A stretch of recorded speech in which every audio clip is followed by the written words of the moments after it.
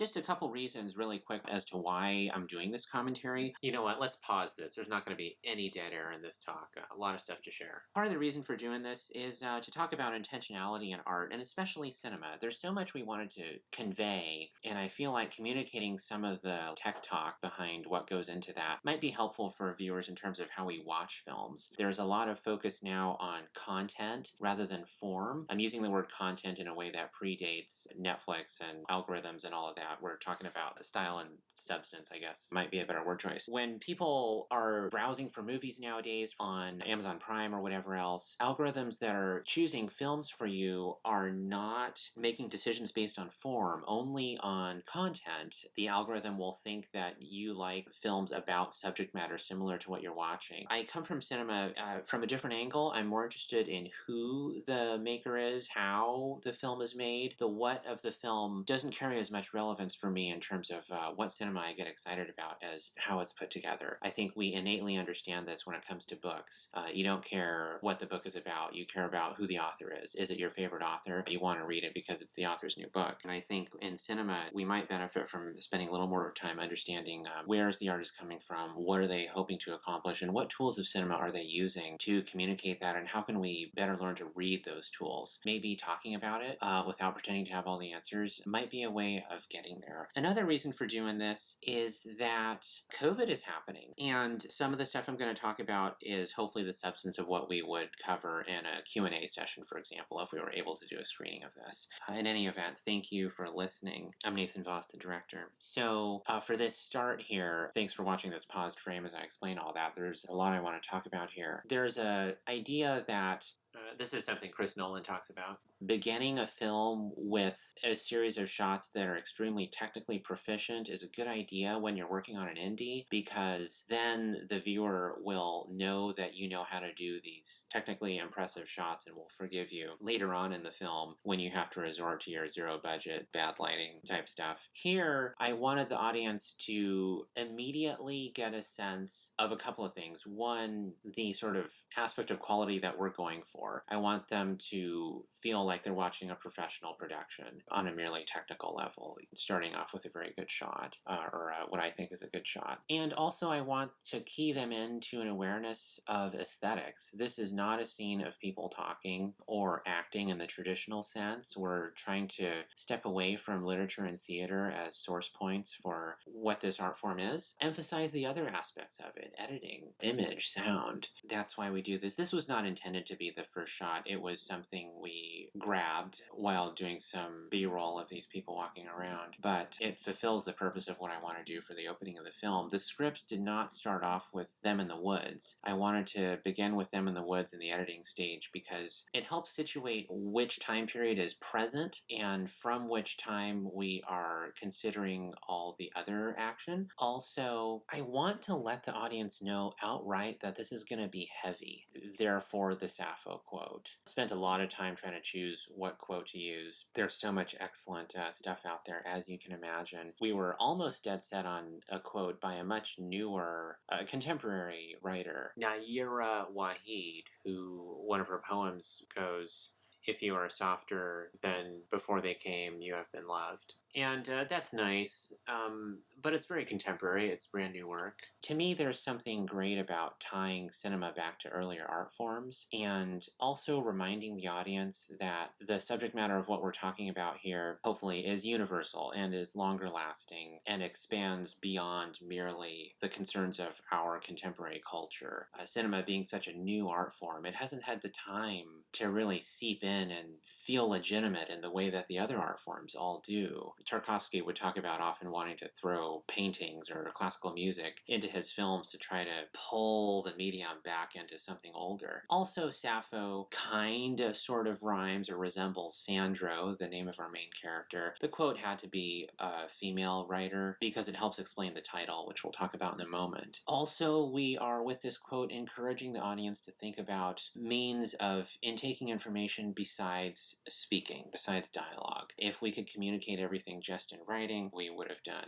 a book, a short story perhaps. I hope it's interesting to dive into this. The screenplay originally started with a scene that we'll get to later, and then we moved into the nightclub, I decided to shuffle that around and just go bam and encourage people to consider the contrast between what we just saw in the woods and the shift in mood here. I spent a lot of time contrasting from shot to shot what sort of people we're looking at. This was constructed as a scene meant to evoke a slightly different atmosphere from your regular, especially American club environment. We include a larger age range, wider range of types of faces. A question was asked early on, is this scene in the editing, is this scene supposed to be sexy or is it supposed to be happy? We opted for the latter. I'm more interested in showing a safe space where all these people are having a good time, different ages, different backgrounds. Hopefully that can be slightly more representative of the questions that face humanity at large. If this entire thing was good-looking people in their 20s, then that would be obscured a little. Making movies about young, good-looking people in their 20s doesn't interest me at all. It happens too often. Something I try to avoid.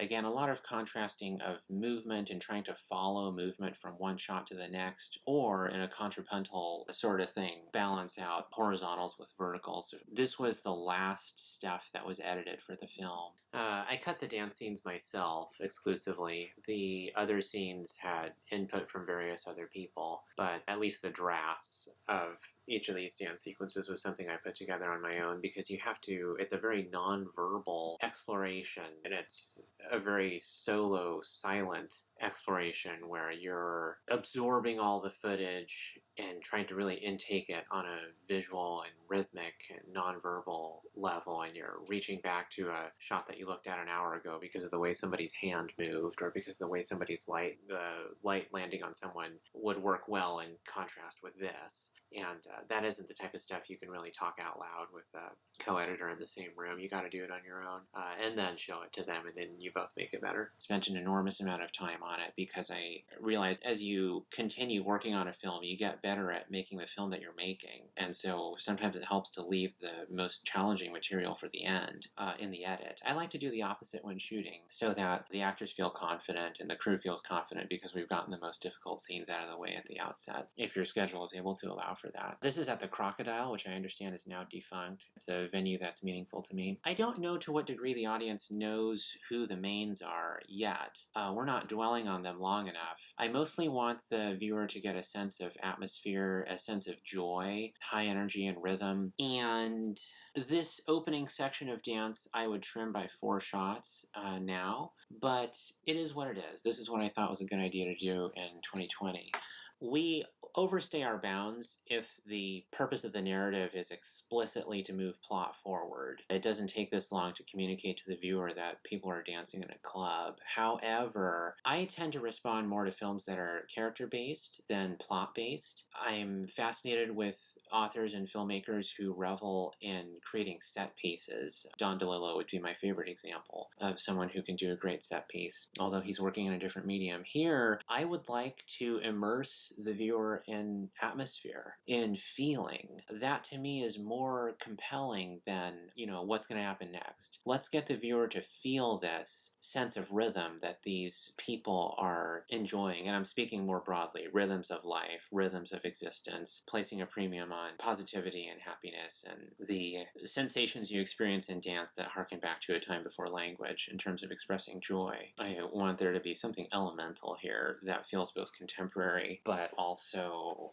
extending beyond that, and also transcending culture. Are we in France? Are we in French-speaking Canada? Are we in the States? We leave that up to the viewer. I personally think we're probably more likely the first two, because clubs don't stay open late enough in this country for the characters to be walking home in the morning with the sunrise, as they do later on in the film. Hard cut to black here. I don't like crossfades. It seems to sort of interfere with the sanctity of each image. I want each frame to feel valuable. So yeah, no crossfades, no fade-ins, no fade-outs, no dissolves. Something I stole or got from Michael Mann. I think one of the reasons Heat is so mesmerizing is because it's 170 minutes of straight cuts. Okay, the title. Let's pause for a second and talk about this title. Why is it called this? There's only one principal male in the story, etc., etc. Is it really about trusting men? Not in the explicitly demonstrative sense, but I want the viewer to walk away from this film thinking that the film and the title did something similar, where the film is accomplishing what the title does grammatically. The subject of the sentence is the I. Man, men is no longer the subject, but merely the object, the person on the receiving end of the action. That excites me. You start reading the title, and the first word is men, and that's not particularly exciting or unique, but then you get to the I. Who is the I, if not men? From whose perspective are we entering into this narrative? Who's the seer that we are sharing their perspective for this film? In addition to that sense of trying to invite the viewer to consider the content from the female characters' perspectives, there's also the question of what does it mean to be a good man? What role models can men now look to? I don't think there's enough of those, and I don't think we've quite gotten there yet in terms of social discourse. The male character in this story is Marty's playing what would ordinarily be the female role, a person who's on the receiving end of action, who is supportive, loving, who is sensitive. Those are elements that I look up to in the men that I know, and those types of people who are comfortable with being vulnerable, who are willing to go beyond the more narrow definitions of what masculinity is, that excites me, although it is not the subject of this film. The title may perhaps be more demonstrative than the film is, but I wanted to do a few things with the title and pull people in. We use the pink font here and the Victorian era curly cues, as it were, totally falling in line with the stereotype of, what font is more feminine, traditionally speaking. I realize that's somewhat ridiculous, but I do want the viewer, looking at this to identify or assume a female perspective in terms of who's speaking this title, as it were. If this was in block capitals of like old Western cowboy font, the opposite effect would be achieved, and I suppose I'm taking advantage of the well-worn and, as ever, not entirely accurate stereotype of flowery female font, and hopefully it's doing what I'm hoping it does, which is invite us to consider female perspectives. I wonder, however, if male viewers historically have gotten a little over-comfortable with assuming the male perspective when watching a film, that you don't need to do that. You can choose to look at the picture from whoever the main is, whether they're male or female, or take a more objective, evaluatory glance at the whole piece. And this is just, title is a way of, in art, the title is an opportunity to frame a work for a viewer. I always feel like it's a missed opportunity to call something untitled. You have a chance to steer the viewer into how they enter the work, and this is how I'm trying to steer the viewer, that the narrative makes more sense emotionally and structurally if you're thinking about this with the female character's emotions in mind and considering the Marty character. At least that's how I designed it.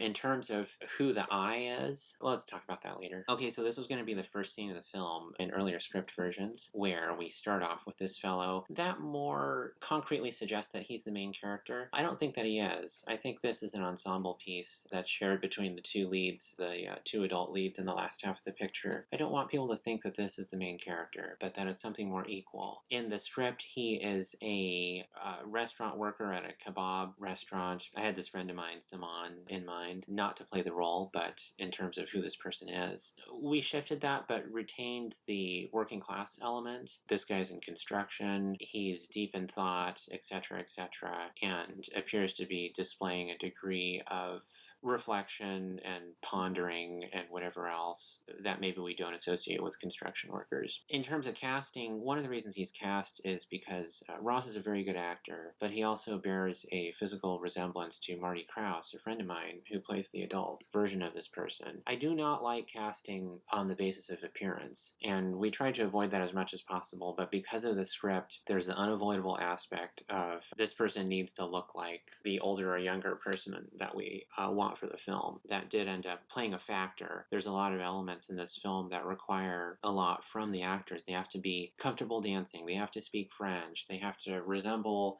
their older or younger counterparts, and I'm very lucky to be able to say that Ross is not here just because he looks like Marty Krause. He's here because he's excellent.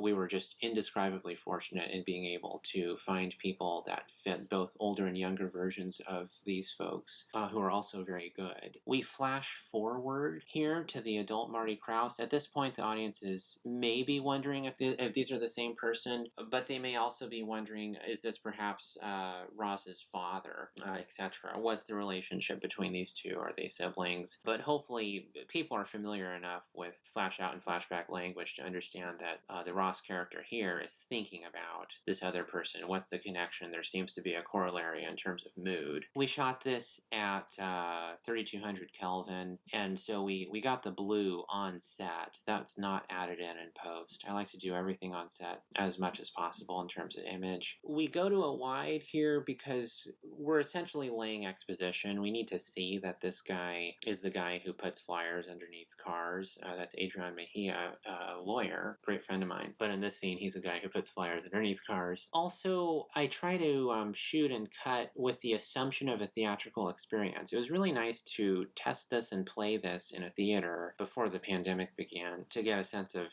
how things moved on a larger size. You have to remember what the impact of a wide shot is and the impact of holding a shot, and sometimes you lose that when you're cutting only on a small screen. You end up cutting too fast, or you forget that it takes time for an audience to move their eyes from frame right to frame left, for example. You have to keep in mind that when a viewer is looking at the screen, they're only looking at one part of the screen. David Bordwell points out that they're almost always looking at the eyes, the person's eyes. If there is a person or a face in frame, they're looking at the person's eyes, or failing that, the person's head, if they are in a wide shot. Hopefully they're also taking in the mise-en-scène, composition within the frame. That's incredibly important to me. I like how in Truffaut's Day for Night, he credits himself and in the opening credits, not as directed by, but mise-en-scène by Francois Truffaut. And I love that he's taken a moment there to highlight the importance of composition within the frame and what that means. It means an enormous amount that we're like using the wide frame to shove somebody over to extreme frame right. When you're watching The Graduate, Dustin Hoffman's always on the edges of the frame as if to emphasize his isolation, and that film is in Cinemascope, even though it's a domestic drama, to allow the film to highlight that. We chose to shoot this in scope for a couple of reasons. One, I am convinced that Cinemascope aspect ratio, which for those of you who don't know, it's the 235 or 239 to 1 aspect ratio. You can see that this is the wide ratio that you're accustomed to seeing Lawrence of Arabia or Lord of the Rings or whatever your reference point is for an epic film. It's more cinematic. It allows for more compositional possibilities within the frame, and it can accommodate 2 facial close-ups in a single shot. The flat ratio, which is 185 to 1, pretty close to what a widescreen television nowadays is. That's nice too, but it's a little more challenging to create beautiful compositions in my view, and it's fun to work with that challenge. But sometimes you want the wider frame because I think it's inherently gorgeous. It allows you to do more demonstrably, visually, graphically exciting things with the image. The compositions are more obvious. They're more noticeable when someone's on the far edge of the frame. When someone's centered, you're watching Wes Anderson, and it's obvious that this person is in the center of the frame, and you might not notice that as much if the film is at 185 to 1 or 133 to 1. Also, when you're looking at the back of a DVD and it says the movie is in 235 to 1 or 239 to 1, 240 to 1, you might wonder, are those all the same aspect ratio? They are. 241 is always just 239 to 1 rounded up for simplicity. When it says that Minority Report or something was shot at 235 to 1, that's incorrect. It's actually 239. This is only a couple scan lines of data. It makes absolutely no difference visually, but the reason is because there was a time, I believe during late 60s, possibly early 70s, when there were some films actually shot in 235 to 1, and for those of us who don't know, that measuring unit refers to the 1 is a single unit, that's the vertical height of the frame, and the width of the frame is measured against that, 2.3 times wider than the height of the frame. That'd be 2.3 to 1, which is not a real aspect ratio. 235 was a ratio, but it got changed to 239. It had to do with the height of the frame was wrong. You were starting to see the next frame within the gate in projection. So everything's 239 from like early to mid 70s onwards, if I recall correctly. So anyways, we chose 239 to 1 because I think that makes sense compositionally for us to do exciting things, suggests a more expansive narrative. This is just a short film or medium length film, as it were, and we want to try to make our mark offer the viewer something rich and compelling visually. Also, this is a dialogue-heavy picture, and I want to combat that by having the visuals be as strong and involving as possible, and not just leaning so heavily on the dialogue and doing nothing with picture. The detail of him tearing the plastic six-pack element, I don't know what to call that, but it's the thing that holds beer cans together. He's tearing that, and that's a detail that was in the script. We want him to be doing something that reveals a little bit of character. That's something that environmentalists always talk about, tear open those holes because they kill birds otherwise. We're trying to communicate that he is caring about things larger than himself, outside of himself. The Toyota Sienna minivan in the back is the only vehicle here that reveals that we're not in Europe. All these other models you would find in France, but hopefully no one cares.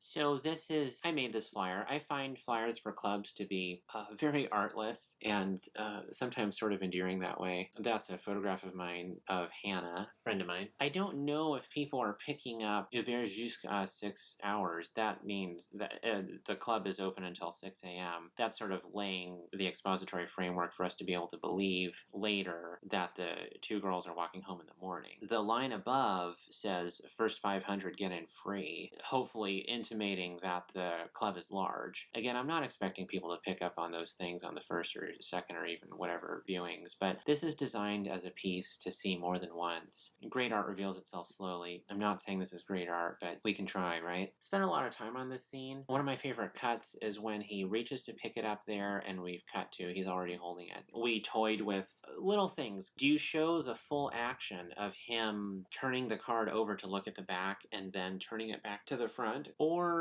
do you cut in the middle of that? Do you go back up to him? I like to choose selects for performance. I'm always looking for truth of performance, and I'm more interested in watching the unbroken take of him turning this card over and then going back to the front. He turns it over and there's nothing on the back. I find that sort of amusing. And then he returns to the front of the card to continue to scrutinize it. An unbroken take is one of the last elements of cinema that we believe. Although we now know through things like 1917 and Birdman that it's possible to stitch together takes to create the simulation of an unbroken take, we still tend to believe the image more if it isn't cutting. Even in those films I just mentioned, although they are stitching together takes, you can't do that just anywhere. You've got to cross behind someone where the frame is completely black for a moment, or go through a doorway or something. You still need to do those 17-minute takes in Birdman without flubbing anything. And that's incredibly impressive. A cut is a very obvious indication that there's some trickery taking place and that we're entering into an elliptical understanding of time rather than sharing the experience of time that the characters are having. The basketball is intentional. That was in the script because he's going to talk about basketball later. We wanted this to be a beat-up, working-class vehicle.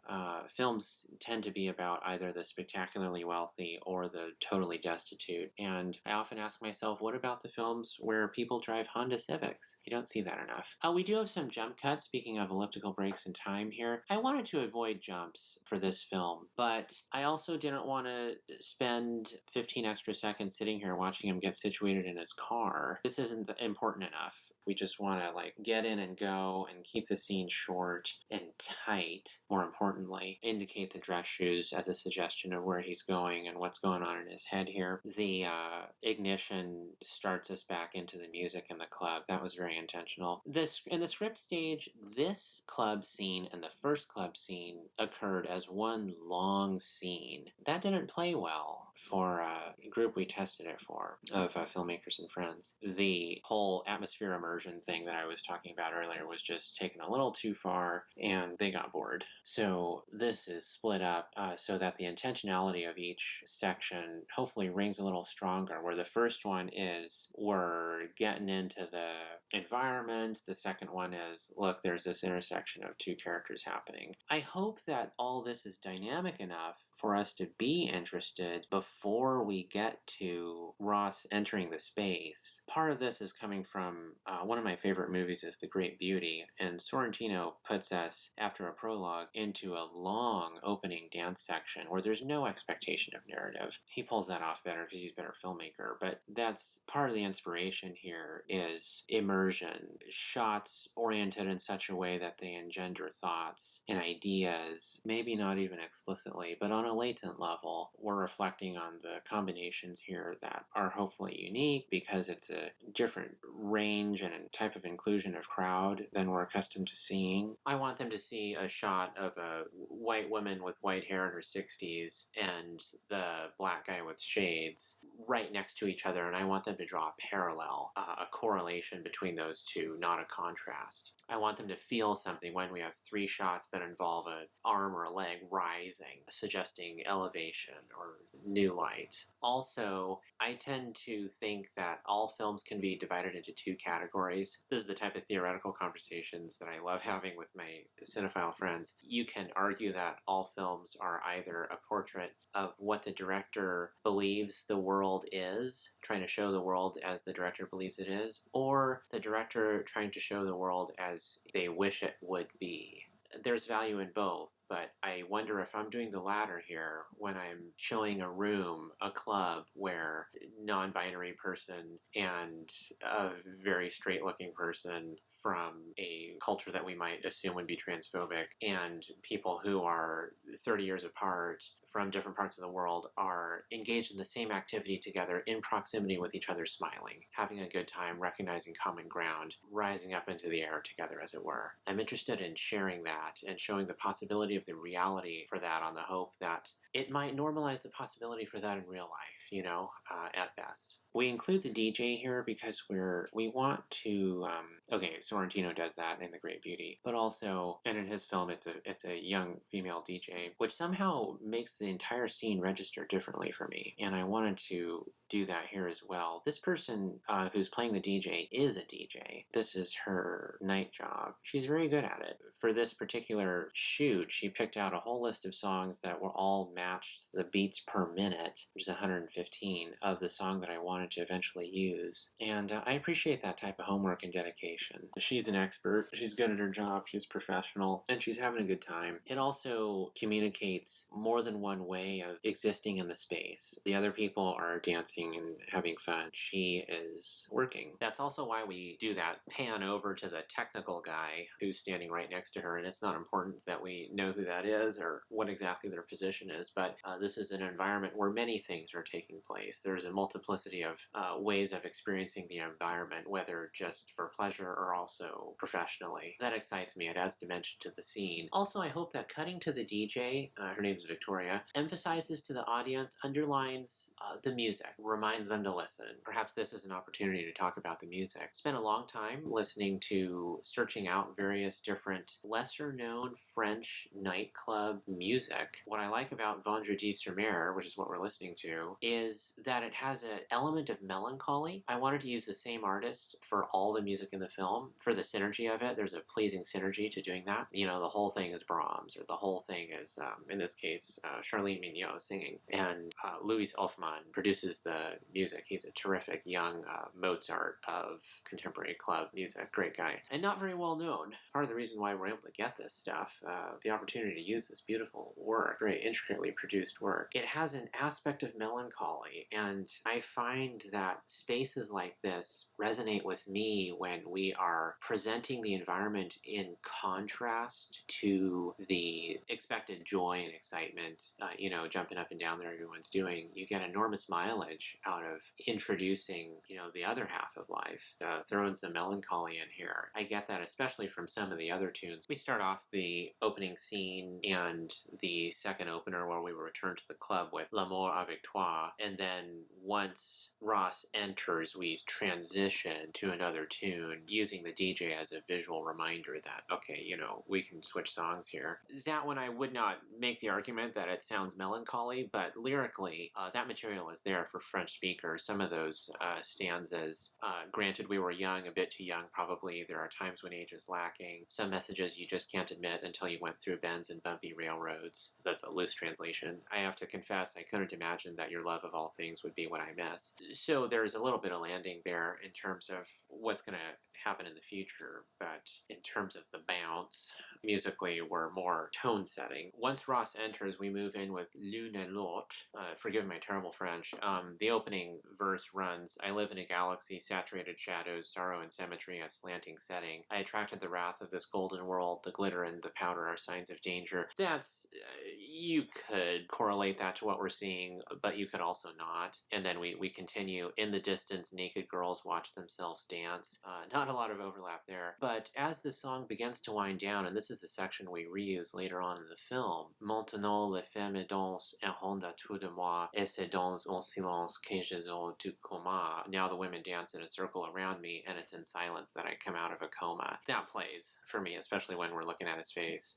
There's an awakening happening. I also like that it's a woman's voice, in keeping with the film's approach and the title and so on, although lyrically there, that's relaying Ross's experience, and I like the fluidity and overlap of that. It doesn't need to be so didactic or set apart. L'une et l'autre has a different beats per minute than L'amour avec toi. I didn't know that we were going to use L'une et l'autre, but because of the accelerated nature of the editing pace, the cutting pace of these shots, I'm usually not on anyone for more than a couple beats, and that allowed us to just massage the length of shots to make it seem like they're still bouncing up and down in a way that matches the down and up beats. And we did walk through every frame to make sure people at their highest point off the ground when the beat is here, and that they're, sinking their knees in at this point of the beat. You need to be able to buy the music and the scene, the synergy between the image and music. You have to believe that they're working together, and adding crowd noise was very helpful for that, making it feel like a real room.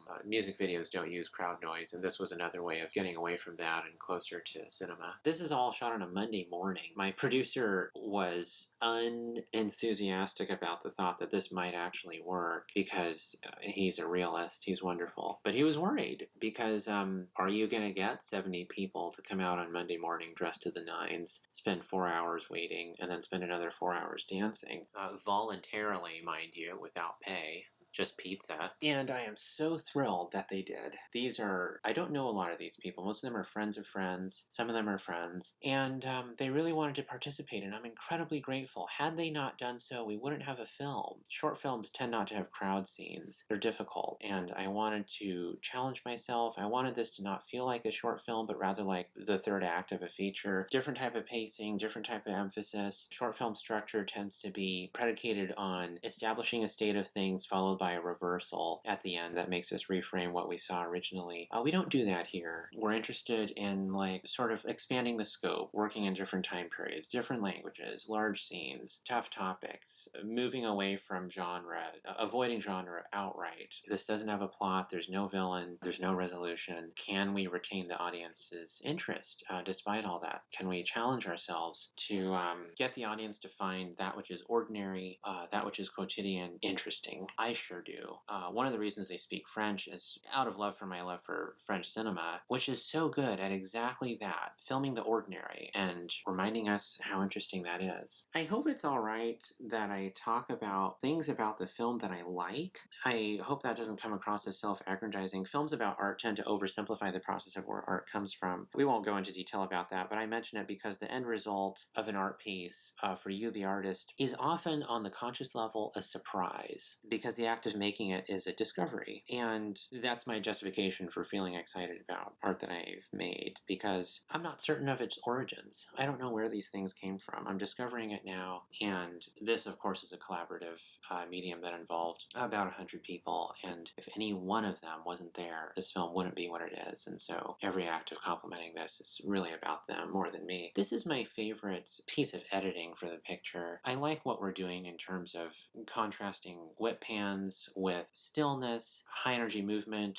with more smooth and slow movement, introducing a new ingredient into the space. We don't use slow motion. I don't like to aestheticize bodies before we even know who the characters are. And in studying dance scenes from auteur films that I like, they tend not to use slow motion. That's more of a music video thing. Okay, so we're introducing this new presence and trying to convey with these shots his experience of the space, which is different from what we've been looking at so far, which is more general. It's neutral angles. He's an outsider. This is not his world. He's walking in here. We'll find out why later, but I hope it doesn't feel like he's completely in place. We cut to the guy in the suit is a tailor, and he's a very good dancer. And that shot presages the one we just saw of Ross sort of making that expression that indicates he's perhaps uncomfortable or world weary or something. And I wanted to carefully splice in shots of men who are very comfortable in this environment, who are good dancers, who are confident, to highlight by way of contrast his lack of ability in those areas. He feels nervous and anxious. This isn't his space. He's not a dancer. And when he sees this person who he finds very striking, that is one of the things we talked about in terms of what he's feeling and thinking. I went through the script with the actors and talked about what they're feeling for every moment of the screenplay, especially the younger actors. For the older actors, we had them act out these younger people scenes that they're not even in, but I wanted them to have the physical, bodied memory of having shared these moments together. We find Ross in focus on this shot. That was an accident, but I like how it works in terms of cutting, where something's coming into focus for him. The dancers are not actually dancing to the song that we're hearing right now, but it's a very similar break in another popular Swedish tune, excuse me. They're dancing to Likey Lee, the famous break in I Follow Rivers, the Magician remix, which was a hit song in most European countries for most of 2012. That song gets crowds going pretty well. We're listening to Vendredi sur Mer. I was also careful to listen to this music for a long time leading up. You want to make sure that the music you hit on when you're listening to this type of music isn't merely exciting because it's new and has a fun beat and sounds cool. It'll wear out, and you have to listen to it for 6 months to see if it doesn't wear out and still has emotional resonance. That can be a little harder to immediately discern with pop music than with regular music, or classical music, I guess is what I mean. The challenge, though, is when you're asking for permission to use music, you want to be able to show the either the manager or somebody at the record label what you want to do with it, and you want to be able to share something good. So I cut together these scenes with the music as an example before getting permission. That was a stressful and nerve-wracking thing because I wasn't sure if we were going to get the music, and it takes enormous time and consideration and effort to cut these dance scenes to the beat. We would have to scrap the entire thing and recut the whole thing if we had to use a different song. And so I'm so grateful that Rachel Passay and others at Profil de Vass gave us permission so kindly. It took a long time to get that permission, but it came through, and it's one of the things I'm most happiest about and most grateful for. I always would turn to the person next to me in post and tell them, look, we finished the footage and we got the music. We got everything we needed. And that's a miracle, just an absolute miracle. I hope also that you're listening to this film when you watch it at high volume. We mixed a 5.1 surround sound mix for this, as well as a regular stereo track for online. If you ever have the opportunity to hear this in 5.1, it's really pretty impressive work by Mr. Brian Sloss, laying down so many layers of bird calls and wind sounds for the forest. He went and recorded ambient sound and all kinds of new natural sounds over at the Hoh Rainforest, very special place, both ecologically and personally. During the big pause later, for example, I think you're hearing 8 layers of bird sounds as you're looking at Marty's face. It's infinitely detailed and directional and beautiful and excellent work by Brian. Musically, here in these club scenes, this type of music doesn't make sense unless it's loud. It needs to be played at high volume. Please let yourself do that. This is our longest hold for the dance shots so far. We want to know that these two characters that we've dwelled on a little bit earlier are going to be main characters. And in this cutting, he sees her first. We're going to reverse that later in the film. But in this version of the scene, we're seeing his subjective experience of the environment, of her.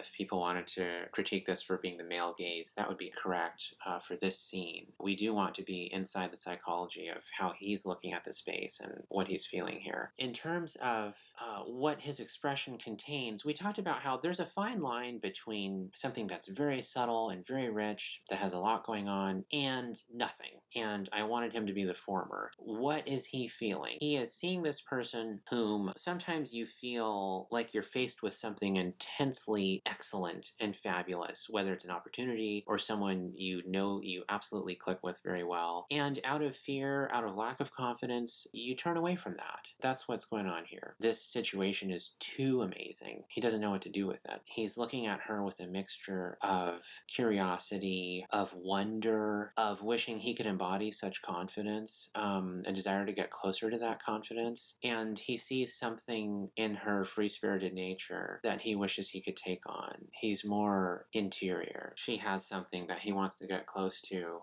that transcends romance, although I would argue from the way that we've shot this that, of course, he does find her attractive. The two leads here really are looking at each other during all of these takes. Same thing for the monologue later on, or anytime we're on a single. We do have their real scene partner looking at them. It helps with the acting. It solidifies performance. It feels more truthful to me. I'm not a fan of, he's not looking at a eye line right behind which like two guys are playing frisbee or something on a Sergio Leone movie. Production is such a hectic time and there are so many things going on. You, the director, are the person who has to have the answer to all questions all the time. And so you're talking to the lighting guy about how much fuchsia should be coming out of the flashing light, or, you know, what color combos we should be seeing. You find yourself just sort of hoping to trusting in what you and the actors worked out in rehearsal. Ross and I spent more time talking about what this look means in rehearsal than we did on set because we didn't want to waste everybody's time, have to order more pizza. Just small adjustments for each new take, but the psychology of it being something we discussed earlier and hopefully have internalized. We cut to laughing, smiling, joy dancing because we want to convey that something special is going on here. Her joy is permeating into his existence, but look at that look of skepticism. He's rejecting and he's beginning to think about turning away. We cut to this guy's feet who's really good at dancing. We cut to the tailor. We cut to this guy with the glasses. These are males who are skilled in this world, and that makes him feel further out of place. What's he doing in here? I should just leave already. Double splicing those looks here of him and her not looking at him but just dancing was an idea brought forth by Brittany Hammer, co-lead editor here. Many of the best ideas of editing in this film are hers. I cut together a rough of the full film before she came on, and initially just asked her for help on the French walk and talk, which wasn't always going to be a single. I had other ideas that I'm really glad I didn't follow through on. Multiple people came in for thoughts and assistance and guidance on all the scenes. Brian Jobe was helpful for making selects. I did the dance mostly myself, the dances. Donald Vass and I worked on the bar scene and the breakfast table scene a lot. Later on it became Brittany and myself going back over everything and going over everything together. Quinn Hallenbeck, interestingly, was able to suggest a lot of structural changes, like at the script stage, that I didn't realize were things I would need to do until much later. But she was able to prophesy those well in advance. A lot of that had to do with linear versus non-linear. I was attached to the idea of this being a linear story at the outset because what the characters are struggling with is the inexorable linearity of time, but although that's theoretically exciting to talk about, the film just works better if it's able to move around in time the way our thoughts and memories do, especially in times of loss. I finally came around to the nonlinear necessity after this disastrous test screening, and I remember sitting on the floor of the screening room with Claire Wagenseal, the French professor who translated the script, and coming up with things in the unexpected and roundabout ways one does, reflecting on the constructive criticism I had just received in the screening by very well-meaning and smart people. A photo professor back in art school told me, in terms of receiving constructive criticism, receiving critique, he said, this is Paul Berger, never respond to criticism. Respond with the work. If you think the criticism you're receiving is good, change the work. If you don't think it's good, listen politely, and then don't do anything to your piece. Because if you try to respond in the moment, you're just going to find emotional justifications to defend your original choices, and you won't get anywhere. I feel the thing to do is just sit there and receive everything and listen to these people's thoughts, but don't reply to them. Go home and sit on it for a couple days, and maybe you will make some excellent changes that improve the piece, or maybe you'll be Steve Soderbergh after he showed the 4.5-hour version of Che at Cannes and politely listened to people's gripes, and then realized that he didn't need to do anything to the movie and that it's fine just as it is. Also, when you're looking for feedback on a film, it's important to get feedback, in my view, it's important to get feedback from people who don't watch films at all, people who don't know, like, cinema, you know, as it were, as well as people who do. It doesn't matter if it doesn't play to this or that audience. If the audience you're making this film for is one that is likes watching contemporary European art cinema, it's okay if your test audience in, I don't know, Fresno or Bakersfield or something, not to generalize, doesn't like it. I don't buy the, like, this needs to play for everyone, we need to self-censor ourselves so that this thing plays in China. That's a whole other issue. I guess what I'm saying is consider the source. But as Kieslowski once said, he said he makes films for sensitive people, and those folks can be found among the intelligentsia, among plumbers. It's not a class distinction who's able to feel the vocabulary that cinema uses to convey emotions.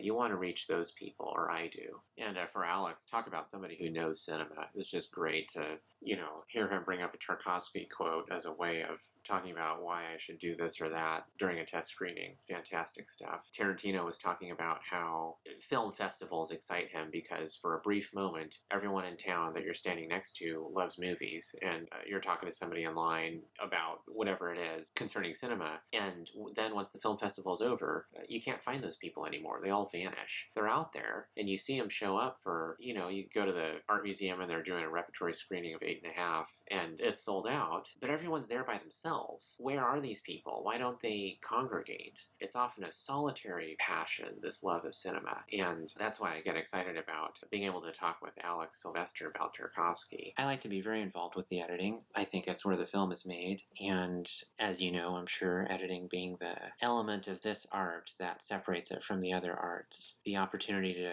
create meaning by juxtaposing two moving images against each other to create a third thing, and that's the meaning that clicks in your head. And I cannot imagine being a filmmaker who doesn't sit in every single day working on every frame of the editing process. She looks at him with a mixture of emotions too. I don't know how much I want to articulate what those are, but there's a sense of mild surprise. We also want to indicate that she felt a connection as well. She's not creeped out by this guy standing across the room looking at her. This is different than that. I realize that happens, but this is a connection that we do want to follow through on, and that's something both people feel, but only she acts on. This is based on a memory of two people who I'm very close to, who once described to me how they first saw each other across a crowded room, and this is an exaggerated and outsized version of that. Although it wasn't a nightclub in Quebec or Paris, it was a painting studio in Southern California. Equally exciting, if not more so. But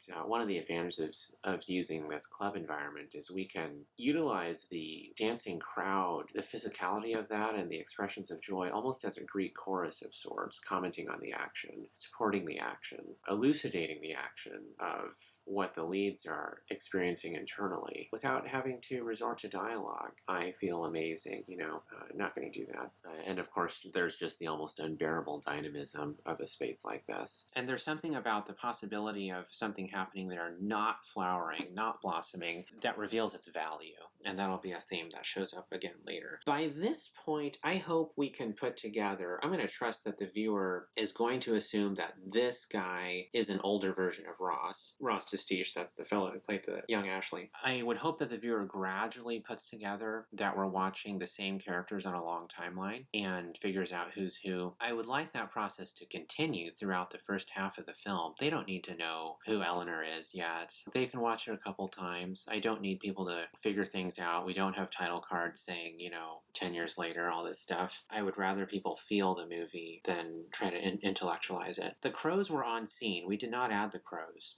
We're not trying to evoke death by throwing in crows, but the crows did that on their own. We weren't binge reading Edgar Poe during post. Our first spoken words of the film are thank you, and they're not until deep into the film after all these sequences. Thank you is also the final words of the credits. Got to be grateful to audiences taking the time to watch your film. For many years, I wanted to do a sequence in a club that involved shadow and color and music and had some sort of emotional resonance that did not require dialogue. I'm very excited about pure cinema, the use of the form of cinema to do what other mediums cannot do, basically to give you a short definition. Usually that means using the camera in a very conscious way, incorporating editing in a very conscious way, and it tends to refer to non-dialogue sequences where you are transcending the cinema's roots in theater and literature, as well as to a lesser extent the other art forms like photography, offering something that is unique to this form alone, the ability to juxtapose moving images and generate meaning from them, particularly the Soviet concept of editing, where it's a dialectic between two images. You place two images together and a third thing results. That's a little bit of what we were trying to accomplish here. I have to confess to feeling okay about it, and that's due to the contributions of all these wonderful humans. I'm always amazed when people show up to set or show up to rehearsal. Of course I'm going to be there because it's my passion dream project. I wrote this thing and it took forever to put it together, but this isn't the dream project of Niall James, the lighting guy. It's just a job, and not a very well paying one. I'm an indie, a SAG indie short, and I don't have the money that these corporate projects have where you're shooting a toothpaste commercial and it's going to pay your rent for a couple months. This is me getting up early because I care about art and want to do something, and it isn't surprising that I'm coming in early and staying up late, calling everyone else to make sure they show up. But it's just miraculous to me that these other folks show. Hopefully it's because they're interested in the material and want to participate and want to work together. Because if any one of them, if the boom operator has a hangover and doesn't show up, we don't have a movie. If the actor has a personal tragedy and has to leave the film, we don't have a film. It is amazing to me that each one of these individuals, if the data wrangler doesn't show up, we don't have somebody to look after the hard drives and copy everything over while we're shooting. That means no film. I am so grateful. I look at films, it's late at night, you're flipping through the channels, there's all these films that no one remembers, a lot of them aren't good. Each one of those was a work that required a lot of passion and a lot of effort. People memorized lines to do them. They got up early and drove to set. They spent hours standing around drinking coffee while people set up a shot. And now it's something that you look at for a couple seconds on late night television. It's kind of beautiful, actually. Teslas don't make enough noise for us to hear it pulling up. We had to insert artificial, like another electric car sound, which is what we're hearing as he looks up to see Eleanor arrive. Why are we using a Tesla? Okay, let's talk about this. I think it's important. Teslas have taken on an unsavory status aspect. And when I say unsavory, I'm merely referring to the way status symbols easily rub the wrong way. A Mercedes driving through South Central LA, sends a unwanted and unnecessary message that is often not intentional. I'm not trying to make comments about people who drive luxury vehicles. Hopefully we're beyond thinking we know who someone is on the basis of what car they drive. Hopefully you understand what I mean, though, about sort of annoying exclusivity that status symbols play. We are completely uninterested in doing that here. We're trying to welcome the film into something universal, not show them something they don't have access to. And I know that affects certain readers or viewers more than others, or perhaps even the same viewers in different ways at different times in their life. I remember someone coming up to me. I had recommended Joan Didion's Year of Magical Thinking to them, and they told me that although they appreciated the book, they struggled with it because of Didion's immense wealth, and that interfered with their ability to relate to the emotional journey she's going through. You know, she's lost her family, but she's on a private jet. I have to confess that was not my reaction to that excellent book, but depending on where we're coming from or at what time in our lives, I think sometimes concerns of class grate or register in a more resonant way. I hope that the placement of this Tesla here doesn't throw off viewers who are in that perception, which I don't have a value judgment on, although for myself I must say that in my non-film work I've been around an extremely massive amount of people, and I have just walked away with the conclusion that no group of, no class or any other demographic of people has a monopoly on behavior, whether good or bad, nor a monopoly on the ability to feel. I'm just completely uninterested in looking down on any group of people. I guess, you know, I know some ex-felons who are compassionate, wonderful people, and I know some who are not. And I know some millionaires who are compassionate, wonderful people, as well as some who aren't.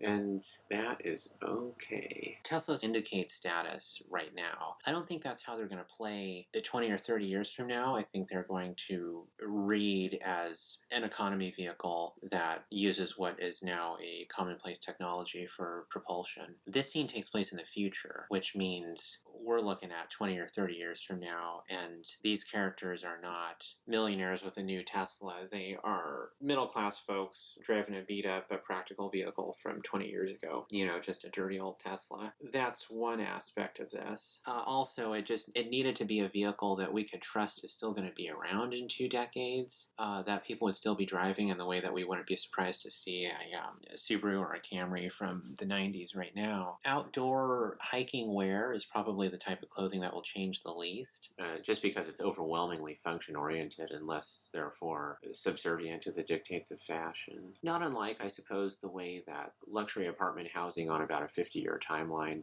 if you're working in recovery housing, often turns into low-income housing.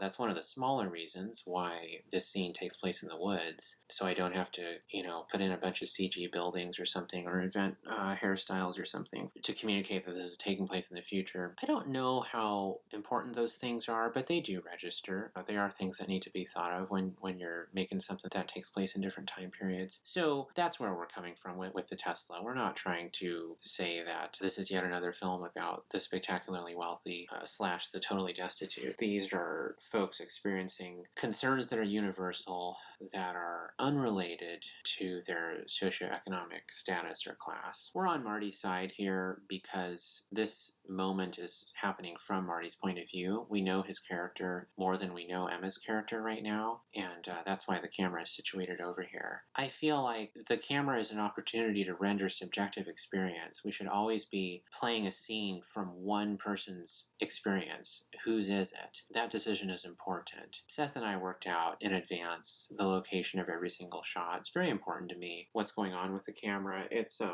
we can't resort to this just being filmed theater. Got to take advantage of the fact that we're using the camera and we're holding on Marty for focus for the same reason. This is his experience, and now we're going to start sharing it as they walk into the same plane of focus.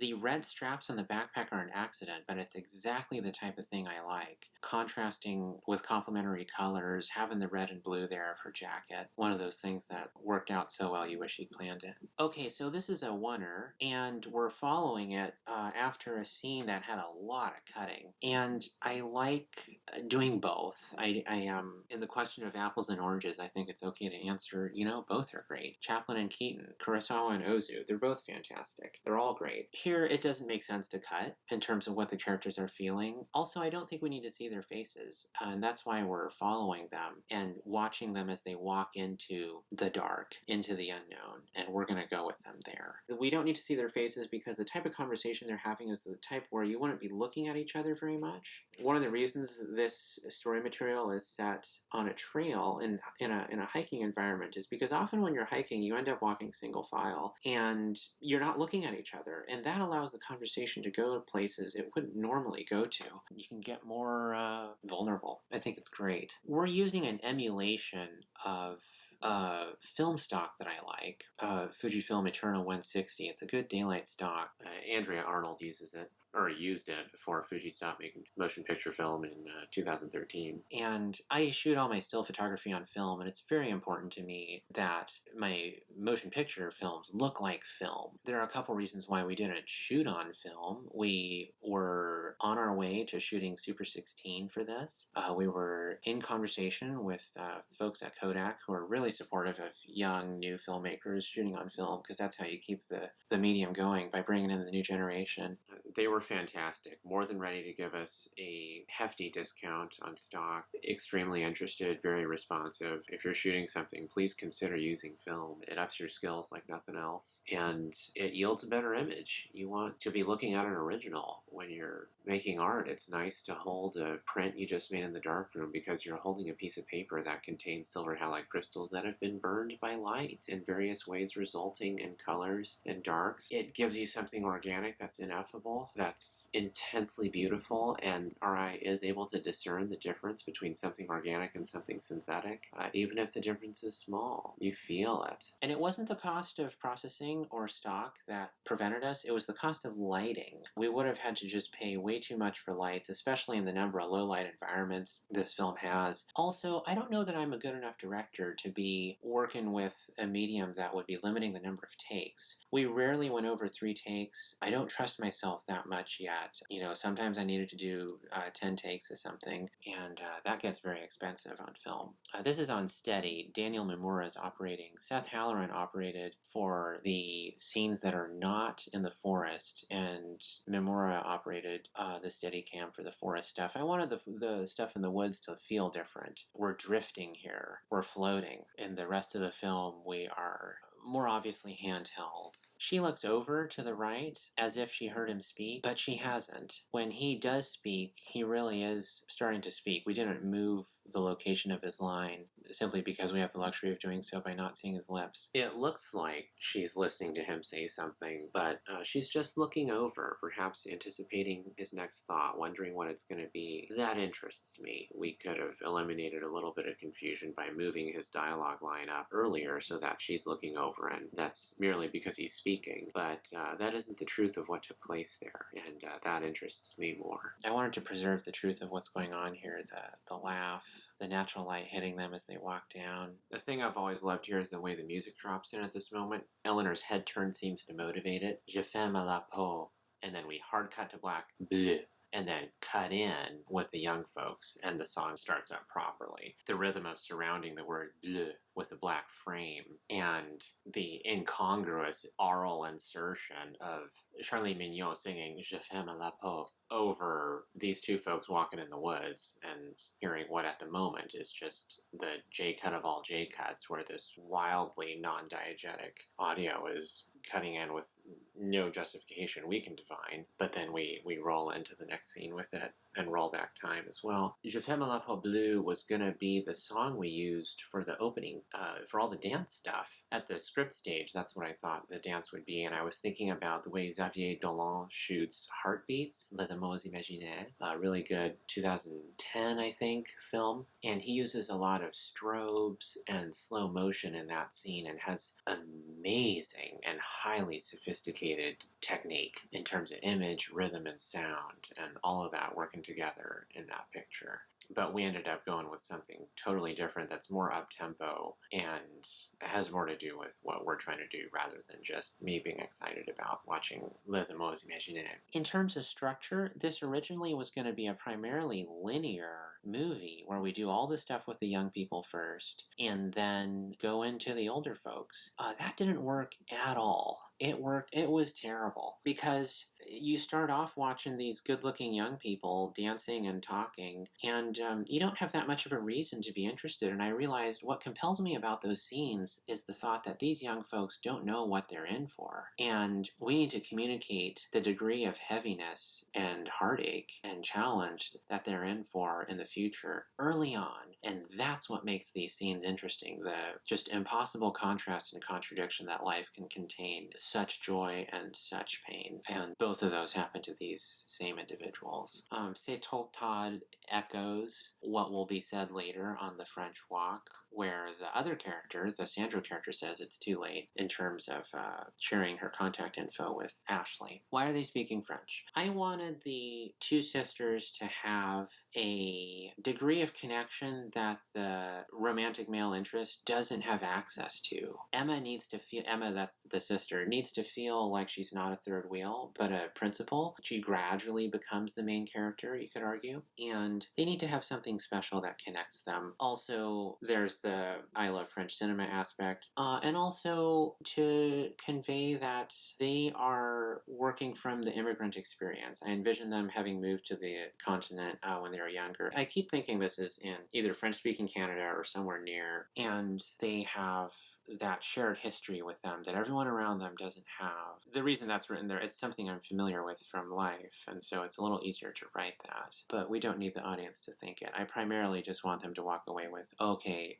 there is a bond that these two can easily access that is unique to them alone, and not to the other guy. Because people have a tendency to think that relationships are more important than friendships. I don't. I want to combat that by communicating that, like, look, this friendship has something that's unique. This traveling pan took a while to get. That was our 6th try. I was working with very skilled people. We didn't have to do a lot of takes for that reason, but I'm proud of what they were able to accomplish there, especially as we move under that fuchsia light. We start cutting a lot. This scene, some people might say, is overcut, and if you're judging this movie on the standards of formulaic editing, then yes, that's absolutely true. But the energy is there. These characters it's electric. You're meeting someone. You're talking to them. You're excited. You're presenting your best self without even trying. We don't need to do this in a oneer. That wouldn't make sense psychologically. We need to have the electricity of what's going on reflected in the aesthetic. The bottom-up lighting comes from The Great Beauty as well. Really love that film, but we're trying to put our own spin on it here. This was a day shoot. This is a morning shoot, so we blacked out everything. We're selecting on the basis of performance. That's the first priority for choosing shots. We had 3 angles for this. On Megan, that's the Sandro character, on Megan with Ross dirtying the frame, on Ross with Megan dirtying it, and then a single on Emma for cutaways for the first half, and then a wide. I guess that's 4. We do some cross-cutting here. It's exciting to me when the direction of the editing strays from script, from what's going on in terms of who's speaking, and it's not just this person's talking, we're going to cut to them, that person's talking. No, we're going to go to Emma because she's laughing. We're going to go to whoever because they're listening, or go to Emma again because of the way she's looking at Megan. Establishing rhythms that are borderline independent of the text, or augmenting the text, I should say. The wide is a nice sort of tableau, and I like it, but we also didn't want to do the traditional of starting with an establishing and then going into the over the shoulders for the rest of it. That's very simple and very effective, but, Dede Allen would not do that. We want to do something interesting here. And my priority was twofold: selecting on the basis of performance. If one of these actors does something that's exciting in the wide, we'll go to the wide, and then we'll go back. And that takes priority over the shift in meaning from going to a wide. Now, I know that is anathema in terms of communicating using the camera. It's something we did delicately, because if you're waving the camera around, basically, or cutting willy-nilly, you are using language. And if your visuals are not tied to meaning, it's the equivalent of spouting gibberish in the viewer's face, and you can't do that. So I like to think that we're not contradicting or adding superfluous meaning by going in between wides and close-ups here, because we're so obsessed with performance. I would hope that the shifts in meaning of going out to a wide, which I don't want to articulate too much using words, but which have to do with reminding us of the context of where they are, considering them in a larger context, thinking about the characters in relation to each other because we can see them, considering spatial geography, how close are they to each other, and what would that make each of them feel. Those are things I don't mind that the viewer thinks about when we go to a wide that we selected for performance. And when we go back in, we're back with looking at nuances of facial expressions and so on. And I wonder if we're keyed in then to observe the wide in the same way, to consider physical gestures of arms, or even facial gestures sometimes in the wide. Again, hopefully you're watching this on a large screen because it's built for that. We try to avoid another pitfall of television is that it over-relies on close-ups, especially medium close-ups. Often you're watching TV and it's just an endless parade of medium close-ups. That's not cinematic to me. Cinema is different than TV. They're not the same medium. Television has to do with a pretty full expression of writing. Cinema is a short story medium. It's visual. It separates itself from TV and more aligns itself with dance, opera, and theater, where the assumption is that the viewer will withhold their opinion of the piece until they've seen the entire piece. And you, the filmmaker, therefore have the luxury of doing something complex, doing something that's initially baffling. Cinema has the luxury of using silence, of being slow, of being character-based instead of plot-based. TV doesn't have the ability to do that. TV is completely different from dance, opera, theater, and cinema in that it assumes that at any moment you, the viewer, might walk into the kitchen or go to the laundry room. It has to grab you constantly. And it does that by creating anxiety-inducing narratives, by being heavily plot-based, often at the expense of character, by overusing music, and basically just assaulting you with stimuli. And I tend to be less interested in television for that reason. I'm aware that TV is better now than it probably ever has been in terms of original art content, but cinema, do I need to say more? Okay, moving on.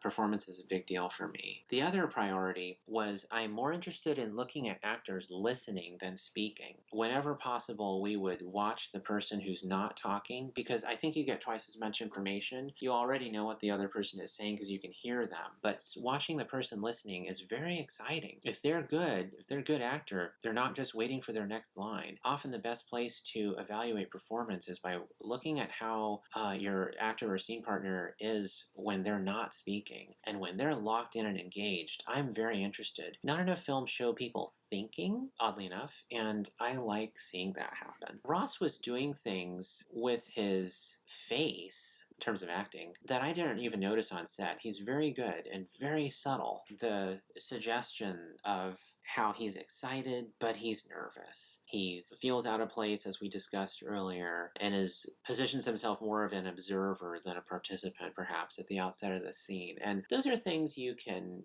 talk to an actor about and ask them to do, but it's them who does the follow-through. It's them who does it. And no matter how much you convey, or try to convey, or talk to an actor to ask them to feel something or do something, they're the ones who succeed in doing it. And the success of this scene has to do with how good these actors are. I think they're amazing. I think it's important for directors to have a good working understanding of what acting involves. I always try to reread some Stanislavski and sit around with an actor prepares a couple weeks before production starts. I want actors to give the appearance of, or in fact, experience the emotion of the scene during the moment that we're shooting the scene. That is a skill, and actors need to be given a wide latitude of safe space in which they can feel vulnerable and comfortable enough to explore that, because that's awfully delicate work, and the instrument that they're using to express that is not a saxophone or a pen or a camera, but themselves, their bodies. They need to feel safe, and if there's somebody standing around, I remember on an earlier film, somebody's phone went off during a take, and it felt appropriate to ask that person to leave working on the film, because that's not what we need an actor to have to worry about. They need to feel safe and respected. Also, cell phones are probably the worst thing to have on set. I don't like the way they cause no one to ever get to know each other. So much of filmmaking is waiting. It's nice when you don't allow phones, and the crew gets to know the cast and versa vice. In the earlier days, also, you had to worry about cell phones causing hum in recording. Now that's not really a concern. This whole water conversation, when people are meeting for the first time and they're very excited in real life and they find each other attractive, I would not say that the content of their dialogue is usually incredibly clever, and it may sound silly or easy to make fun of from the outside. And that's what's going on here. Flirting feels clever, but it usually isn't. If you were to go back and look at a transcript of yourself flirting, there's a greater complexity between how it felt and what was being said. It's about so much more than what words are used.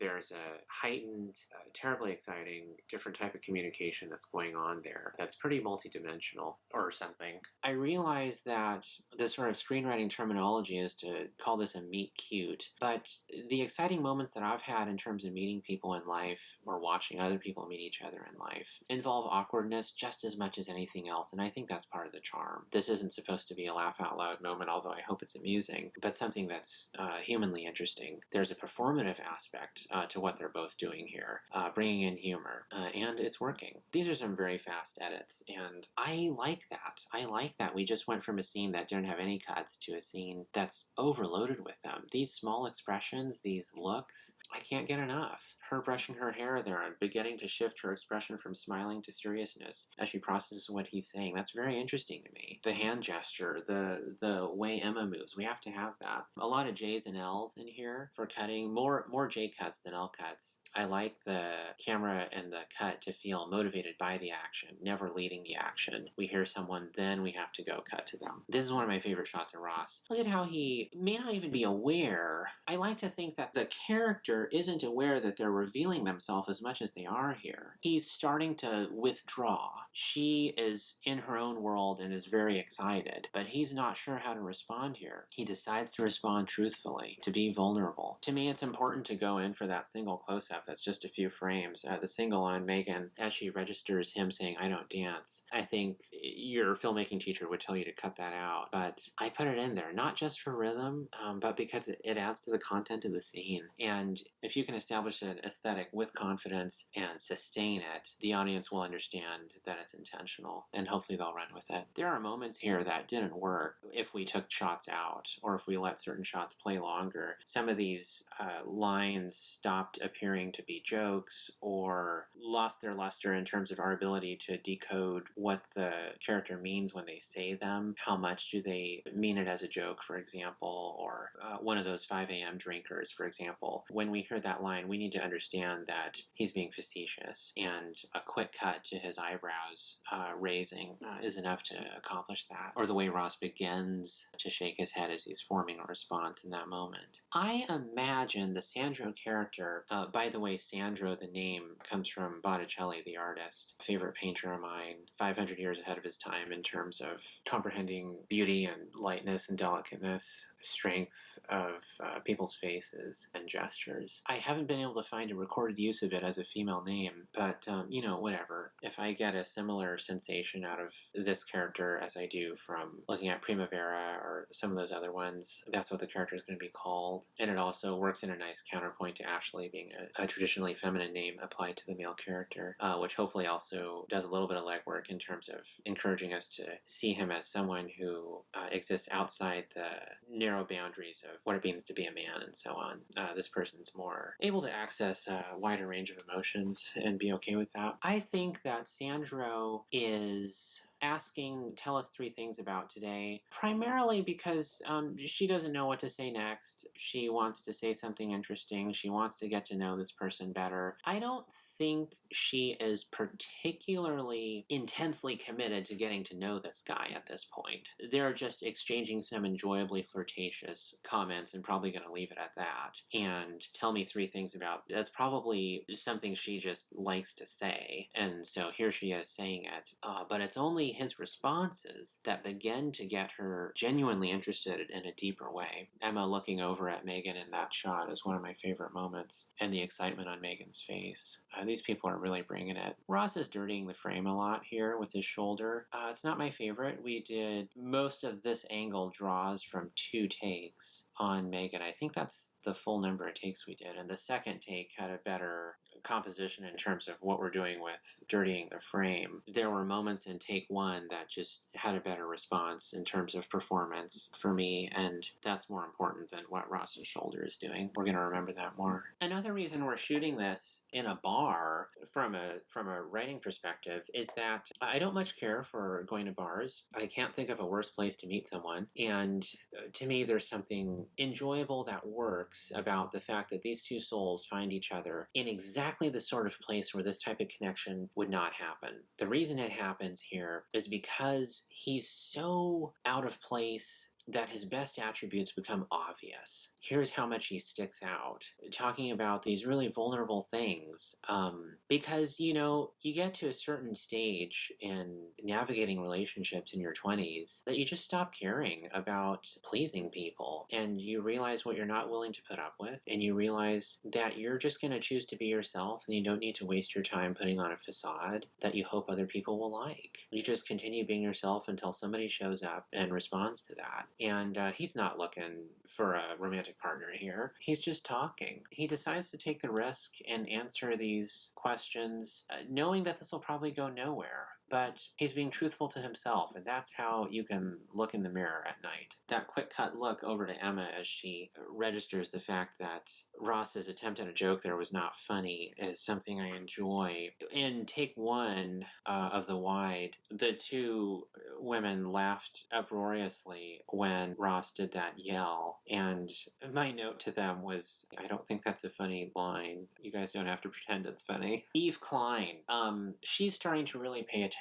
She raised her eyebrows in one of the previous shots, and she's very present now in a more potent way, and he's registering that. This is starting to become something, and her nervousness, that flub is built into the script. Today versus tonight, her nervousness indicates that. The barman is Paul Margolis, not an actor, someone I asked to step in at the last minute, and I think he does a wonderful job. The bartender can wear a sweater. Yeah, we like that. And I find him amusing to watch because he's performing all these gestures with total believability and confidence in my eyes, even though he never does them. Not the easiest thing to do in front of camera. We're composing in depth here. We're trying to include Emma without letting the focus of the shot drift away from Sandro. We go back to the wide periodically because we don't want her to be left out. However, we're now in the land of what's going on here is between Sandro and Ashley, and we're going to stick with these close-ups. Okay, the cut to black. It cuts on her blink. She blinks, we cut to black, we land, and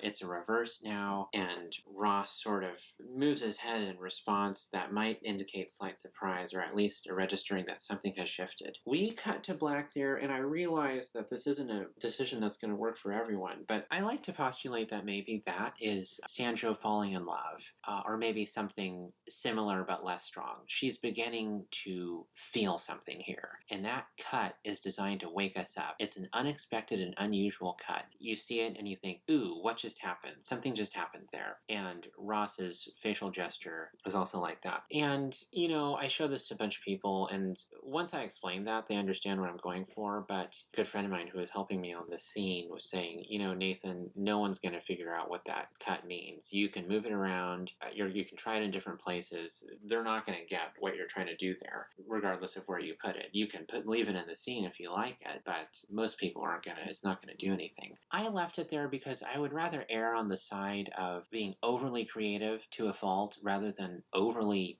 prosaic and boring. Yeah, I realized that the more straightforward approach would be to pull the cut to black, just like it would be to pull those extra cut-ins of their expressions earlier in the scene. But you know where I'm going with this. We're not going to do that. This is art, and we're going to try things out. I have gone through periods of, ooh, should I get rid of that cut to black? No, it's staying in there. I'm leaving it in there. That's what I did in 2020, and I feel very good about it. It matches a drop in the beat as well as us pulling out the crowd noise. Something just happened, and we're running with it. There's a stillness here. We let the music do its high-tempo, repetitive thing. In contrast to this stillness, I really love doing that. I love communicating stillness without using slow motion, and I intensely enjoy the contrast between the tempo of the image and the tempo of the audio. I like when audio works in counterpoint to the image rather than merely supporting it. Something electric happening there. similar to the editing of two images. You're editing together the experience of sound and experience of image and working with them in a contrapuntal fashion rather than having them just be echoes of the same thing. We increase the volume here for that reason too. I want the audience to really be able to feel this. Emma's raising of her eyebrows, Megan's moving of her head. These gestural moments of acting excite me. I don't expect audiences to see Emma raising her eyebrows there in that moment ago on their first viewing, but hopefully on a second viewing. We want to stack this with things that will register on future viewings. I have to confess being very happy with Niall James and Seth Halloran's lighting here. I like allowing the blacks to lose shadow detail and just go right into deep black. I love when over half the frame is pure black, a la Caravaggio, and you're getting drama out of how the light hits the remains of the figure in such a directional manner. We spent some time deciding which colors we're going to have blasting on the crowd. These colors are true to the on-set experience. We have deepened and heightened their contrast, the levels adjustments in post, but we have not altered what the colors are. Pink was the dominating presence in that room, pink and black. And in the subsequent room in the bar, which is adjacent at the same location, that gold lighting that hits the figures, that is not post-production filtration, that is on-set lighting choices. The light was gold. We wanted these conscious decisions for contrasting color environments for each scene. The woods are natural light with an emphasis on green. The breakfast table has red walls. The outdoor evening and morning things are 3200 Kelvin, which makes it blue and black. And then we've got the bar that's gold and black, and then pink and black. What's really nice about these clearly defined color realms, one, they work wonders in terms of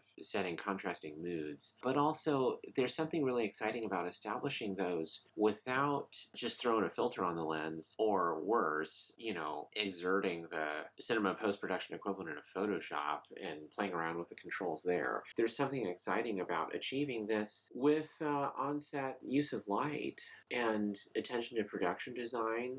Deakins talks about not using filters. That's part of the reason why Blade Runner 2049 looks so good. He also doesn't do dirties, though. We do dirties here. I don't know if I'm going to do dirties in the future. Shots where someone's shoulder is dirtying the frame, I mean. Also, it makes it dramatically easier to do these flash-out cutaways that we do all over the film. When you're going from green scene and you're cutting back to a blue and pink scenes, those register very strongly with a high visual impact and also narrative clarity. The viewer is aware that we're cutting away to another scene. If you're cutting from green to green, the viewer may not immediately be able to put together that that's a flashback, for example. We spend a lot of the tail of this scene just looking at Megan. We don't need to look at Ross. We know what Ross looks like. The emotional transition, the psychological transition of something happening here that's going on, and we're in Megan's head. Again, Caravaggio, but also Gerrit van Honthorst, Manfredi, Gentileschi, Giuseppe de Ribera. Can't get enough of those shadows. I like contrast that's believable in a filmic way, in a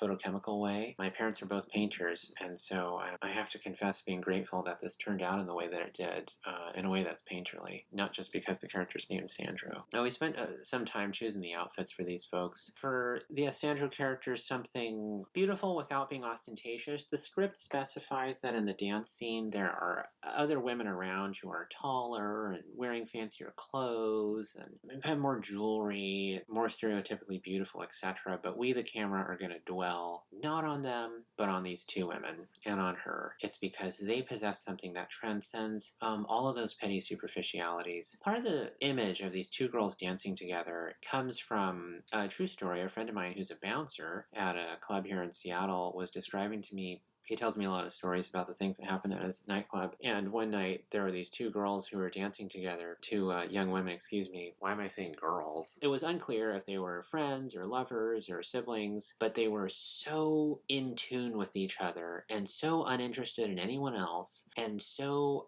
just inside the scene of dancing together. No one else would go near them because they were the happiest dancers in the room and the worst dancers in the room. But But my friend Jason the Bouncer thought it was magical and beautiful, and he said it was one of the most beautiful things he'd ever seen. And that's part of the basis for the original scene of the two women dancing in the opening scene of this film. They're not supposed to be terrible dancers, but they're supposed to be having a good time. And their dancing is not, it's not the Bolshoi, let's put it that way. Their priority is having fun and being silly, the way they're laughing at each other in those opening moments. That's of greater interest and beauty to me. So we do a flash forward here. As you can now perceive, there's a little sigh that Megan does here that I think is obscured by the music. We tried to bring it up a little in the audio, but you can't do it too much without becoming artificial. But it was a great moment of acting, and it's when we cut to the flash forward. It's right before we cut to this flash forward. Now we have had the Ashley character and the Sandro character in their youth having flash forwards. What does that mean? I like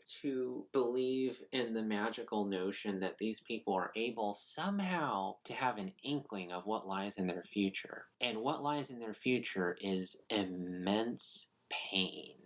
And there's something infinitely beautiful and glorious to me that these characters would choose that life because it involves, of course, also immense joy. And that they're willing to take the pain with the joy and go that route rather than the route of avoiding both. That's Nietzsche's eternal return of the same, for those of you philosophy students. This is the opposite of Wong Kar-wai's 2046, which I think is one of the best films made about this issue. She doesn't give her number here. The expectation, I would imagine, on the part of the viewer, and certainly of the Ashley character, is that she's going to share her contact information, and she doesn't. And she'll explain why in the next scene. Hopefully you've seen the film already. Do not watch this commentary without having seen the film, please. Please watch it and make up your own mind without just listening to me generate thoughts for you to have. You watch it on your own and have your own thoughts. And then check this out. I like talking to strangers and then not giving or exchanging contact information at the end.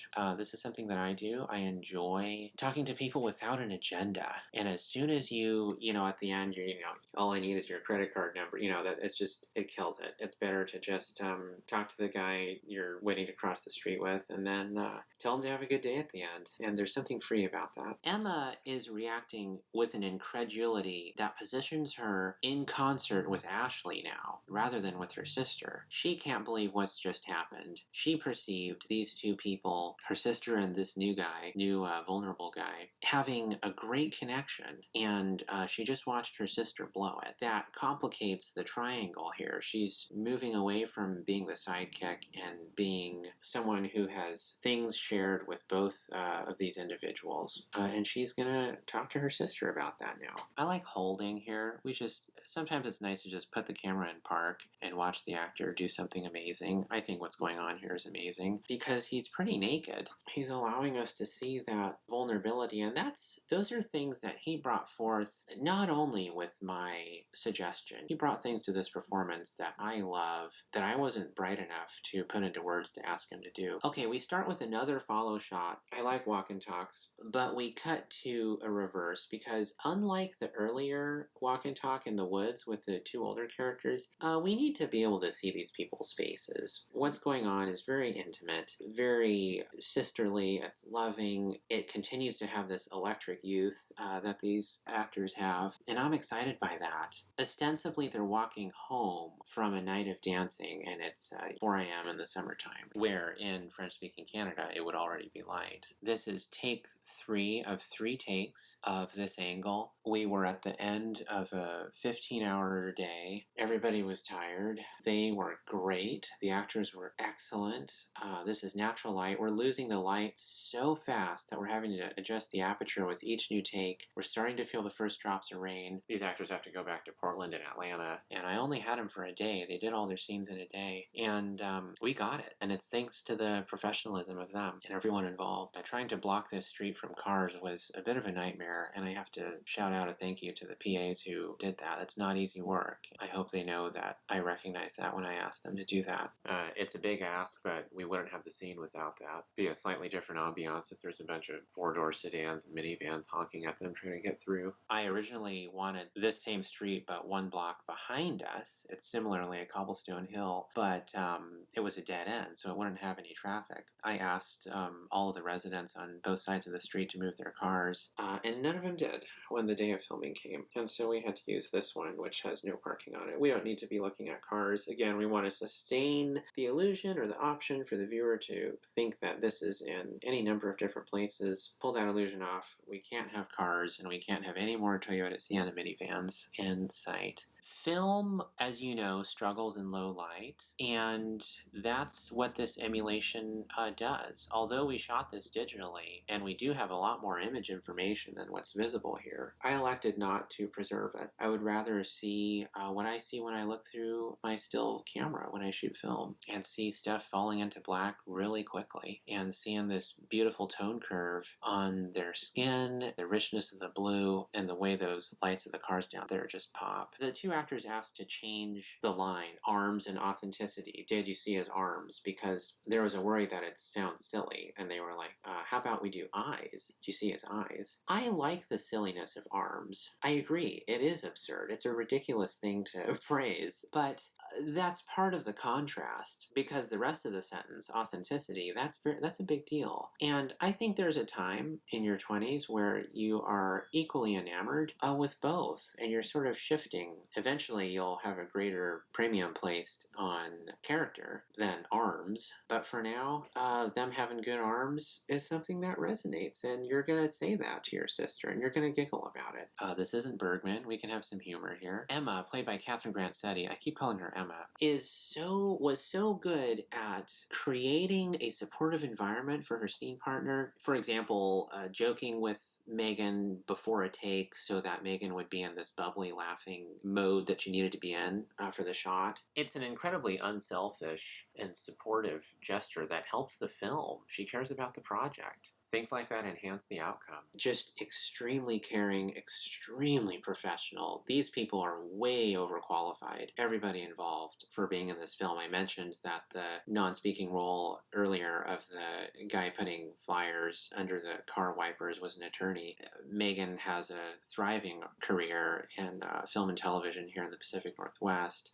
Catherine's doing stuff all over the place. Marty Krause and Eleanor Mosley are huge people, both in theater and film here in Seattle. I am very grateful that we have all these overqualified people to just raise the quality of what's going on here. And crew as well. Daniel Mimura has, if something is shot in Seattle on steady, he's probably shot it. Kevin Cook, the producer, worked electrical on Transformers 4. Niall James, the gaffer here, worked on 50 Shades of Grey. It's kind of interesting. As a crew person, you would be proud of the fact that you had worked on 50 Shades of Grey because it's a studio picture. As a cinephile, you would be embarrassed to have had any association with that film because it's a terrible movie. Yeah, the French. Okay, there's a title card in the end credits where there's a lot of people worked on the French on this. There was somebody on set, there was somebody who translated, there was somebody who reviewed the translation, there was somebody else who did another translation, there was a person who teaches French who looked at it, there was a person who teaches another French. We had a lot of eyes on this. We had people check on whether or not the idiomatic phrases are generationally specific. Would people this age be saying this? We had people of different generations translating the text to explore things like that, on top of the general concern of translating idioms from one language to another in the first place. There's room for improvement, as there ever is. We don't need to have her say retourne. It could have been revient, similar meaning to return, and it would have been easier to say and maybe sound more fluent. I don't know if totally the sarcasm is coming through. What will they think of next? Robo Boys, obviously. I don't do line readings for actors. If they decide to say something different, she says évidemment, phrased almost as a question. I was writing it with the thought of like, Robo Boys, évidemment, but I think a similar thing is conveyed. They're being ridiculous, they're being sarcastic, and if that's the authentic way for them to communicate the line and it's not deviating from the character, I'm going to let that roll. For example, earlier in the bar, when Megan says, oh, I'm sure he's good at doing other things, in their performance, they turn that into an innuendo. I didn't write it like that, but eventually they're going to know more about the characters than I do, and I'm going to to trust that, because we spend a fair amount of time on rehearsal, especially for a short. I was grateful for the actors for making time. I think it's important, and I think it's important to establish that trust. And if they do something, I care more about it being truthful than about it being whatever it was I assumed we would do first. I think we shot this at 3200 Kelvin as well, in keeping with the earlier scene of Ross in the parking lot, to bake in that blue into the raw footage. Also, because we shot this in Washington State, the evenings are blue. We shot this as a evening for morning, a la day for night. The push in onto Megan, there's a wobble, there's a bump, and Alex loses him and then finds him again. Alex, the focus puller, or finds her again. That was a last minute thing. I physically pushed Seth, the operator, closer to Megan because I wanted the camera to lean in there. With his consent, of course. That was Seth's suggestion, if during the take, if I wanted something to happen with the camera, to sort of nudge him this way or that. Seth is great under these high-pressure situations where time is running out, light's running out. Just a really fantastic person to work with. I hope we get to work again. And so he's adjusting, Alex is adjusting, but there's sort of a cinema verite thing happening here because we're being very French with this walk and talk shot where they're following us, and it's handheld and it's scope and natural light. Hopefully it works, and I feel like you can drift out of focus as long as you find them again before cutting. And Alex is great. He always finds them. Going into higher takes on this film mostly had to do with addressing technical challenges. The actors were high level from take one. We looked at about 100 people to cast this. Again, with those casting challenges mentioned earlier, in terms of they have to speak French, they have to dance, of course, they have to be available, they have to look like each other. We picked this third take because of the vulnerability that Sandro expresses here, along with everything else going so well. But the way she looks off, we're closer in, and because we're closer in, it feels more intimate. I love her eyelash against the sky there. And the way this ends with Catherine blowing Megan a kiss, that happens spontaneously. Not my suggestion, just they're in the moment, they're doing it. I have so much respect for actors. It's not easy. Okay, so as you can see, Eleanor is wearing the same necklace that Catherine had on earlier. Hopefully just a little subliminal, tying things together. This is a shot I like to do. I have a previous film I did with Eleanor where, once again, she's at a kitchen sink. There's natural light coming in and landing on her, like so. Favorite shot of mine. I like people alone in thought. And the painter-photographer in me gets really excited about these, diffuse but still hard single-source light landing on people with black behind them. It's terribly exciting. I feel like one has an unfair advantage in marshaling together good-looking images if one has spent a lot of time looking at paintings, photography too, but especially painting and watching a lot of good film. If you are ingesting a bunch of, we're talking about television and sitting around watching medium close-ups all day, that I think may manifest subliminally in your shooting style. If instead you've been staring at those painters I mentioned earlier, you're just going to default toward responding to shadows, responding to rule of thirds, picking up the Rembrandt triangle without even thinking about it or intellectualizing it. It's just, you see that in the viewfinder and you grab it. And I think that helps. So our next, we introduced the older versions here, seeing her for the first time, and hopefully still on our way as viewers to figuring out who these people are. He says au revoir in a decidedly American and non-fluent accent, and he's trying. He cares. He's making an effort, and these French speakers appreciate that. They welcome him in. That was my experience being in France, and especially Paris, contrary to the stereotype. If you make an effort, people notice. People appreciate that. I wonder if the line placement at the beginning is a little awkward for this scene, where we hear Marty off camera saying, "Is this someone everyone thinks about?" We haven't even seen him yet. Or seen him speak. Yeah, in terms of timing, there's an argument to be made that it could be further finessed, but this is what it is, and I'm not changing it. That's a shot shot of the young Megan Karimi-Naser over on the left there. And again, that's sort of just to tie things a little bit better to let us know, it's the same people, they're older now. There's a point of confusion in that. Why would you put up a picture of yourself in your own home of you when you were younger? That is a debatable point of confusion. It's the sort of thing you have conversations about with the on-set person on the day of. There's always something you forget to think about or talk over with enough people leading into production. We used to have the camera drift over and land on that portrait. I'm really glad we decided not to do that. Instead, we spent more time watching Eleanor watching them as she leaves, perhaps wondering what they're about to start speaking about. Speaking of which, this conversation is intended to be completely incomprehensible at the beginning, and by the time we get to the end, we know what they're saying. Thelma Schoonmaker talks about how she and Marty tends not to even shoot the beginnings and ends of scenes anymore because they never end up using them. It's more dynamic to drop in medias res, sort of stepping into a room, you're looking over these two characters' shoulders and you're trying to piece it together, instead of the whole expository dialogue. Hello, Jack, my 40-year-old husband whom I live with. The movie Ghost Rider with Nick Cage has some great examples of that type of dialogue. I like leaving greens in the midtones. I like putting green in the midtones. Yes, we're doing that here. It's a nice contrast to the red walls. We want to communicate, here's how these people speak as adults. I'm totally uninterested in showing a relationship only from the moment they met and not showing what they look like as a married couple or as a together couple if you choose to believe they're not married. I don't think it's important whether they are or not. The idea is that they're close and that they've been together this whole time. Most films about relationships are only about the beginnings of relationships, or failing that, they're about relationships in free fall. How about when people are together for a long time and things are going well? What does that look like? Also, films about relationships have a tendency to conceive of the conflict as happening between the two entities in the relationship, rather than the two people in the relationship as a singular entity facing a conflict outside of them. That latter one interests me because that's what happens in a relationship that's going well, rather more often than the former. We need to know what this relationship looked like before we can feel bad about the fact that it's lost.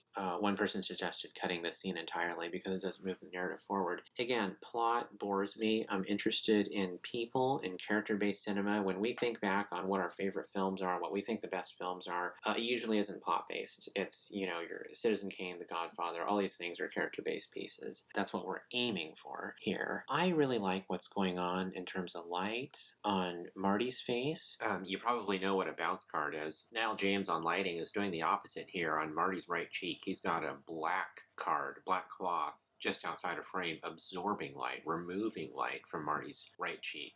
This scene is pretty much natural light. We had some, was it a 2K? I'm not sure. Set up outside just in case it was cloudy, and we've got some sheer curtains to diffuse the light. But we had good light that morning, and we chose a location that had east and south facing windows for a morning shoot. Also, this is not a dressed set. This is a living room largely intact, or a breakfast table room, I'm not sure what to call it, largely intact from how the owners of the place used it. The owner is a couple friends of friends, and they have a certain degree of similarity to the characters here. That is to say, what to my understanding is a happily together couple interested in the arts and humanities. That's fascinating in that in previous films I've also noticed that I have used locations that are owned by people that end up having sometimes uncanny similarities to the characters that I'm writing, and that seems to work well. Set dressing is an art, and trying to create a space that looks like it has 1,000 little stories for every object in the way that real living rooms do isn't something that we had time to do here. When Sandro turns to the window, I get very excited about that. We went through conversations about, do we see him wielding his blue coffee mug there? Is it distracting?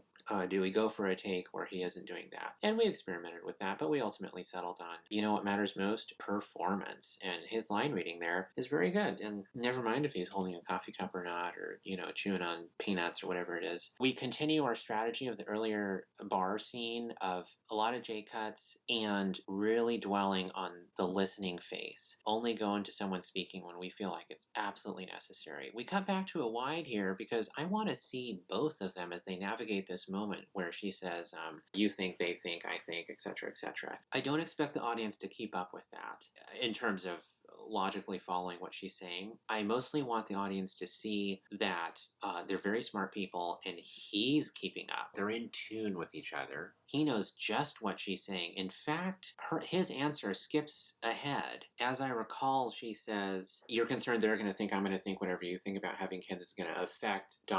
He cuts in with how they think about you. He finishes the sentence. But he's skipping ahead. It's actually, you're concerned my parents are going to think that I'm going to think whatever you think about having kids is going to affect how I think about them and therefore how they think about me. He skips that and just combines it into how your parents are going to think about you. Yeah, basically. I want the audience to, like, you don't need to get caught up in all that. You can if you want. But I want the audience to see that happening in a wide so we see both of them. We're not manufacturing their ease of connection with each other with a cut. We're showing the way they naturally finish sentences together. It's not an interruption. It's a completion. And that needed to happen in a wide. So that's why we go back to the wide. I stick more with close-ups for this scene because I'm interested. I like what's going on with their faces. And when we need body language, we go back out. Okay, the cut ends, or the flashbacks, I guess is what we can call them. I want to let the audience know that they need to be on their seat paying attention because we might cut to something you're not expecting. Also, film is good at communicating the interiority of thought.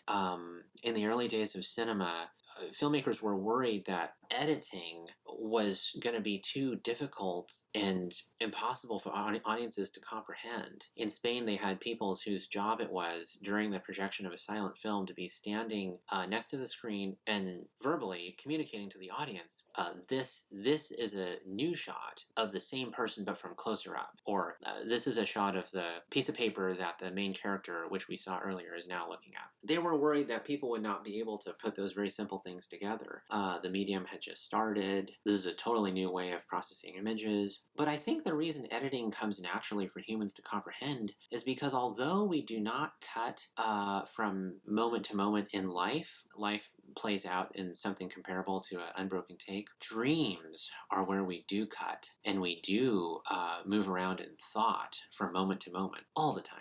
To me here, it makes sense to show Sandro thinking about looking at Marty, looking at Ashley when she first met him, to reflect back on this person that she's valued for a long time. That's a shortcut. I want these flashbacks to feel slightly too short, like the memory is something we can't quite touch and we wish we could, but we can't.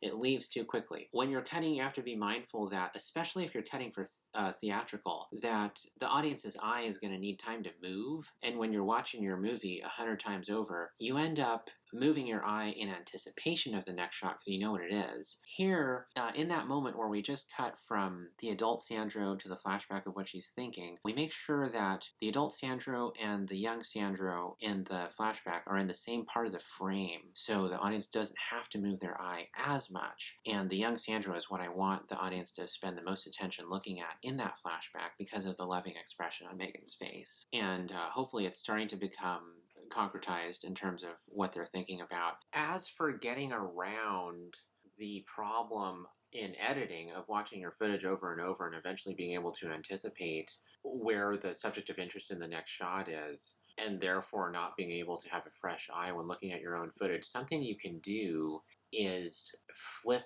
the film in the projector, or well, I guess you'd be doing this digitally, is flip your footage 180 degrees so everything is mirrored.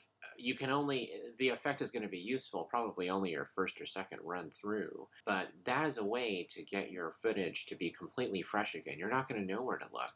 Your compositions are going to be weird, and you'll realize that you're slightly asymmetrical in the way that you compose, or I did, but it can be awfully helpful to get a sense of how disorienting a cut that you did that's quick, that you've gotten really used to, actually is. She is speaking in terms of explaining what these two cuts are. In the present, as an adult, she is almost complaining. We cut on the sound of her.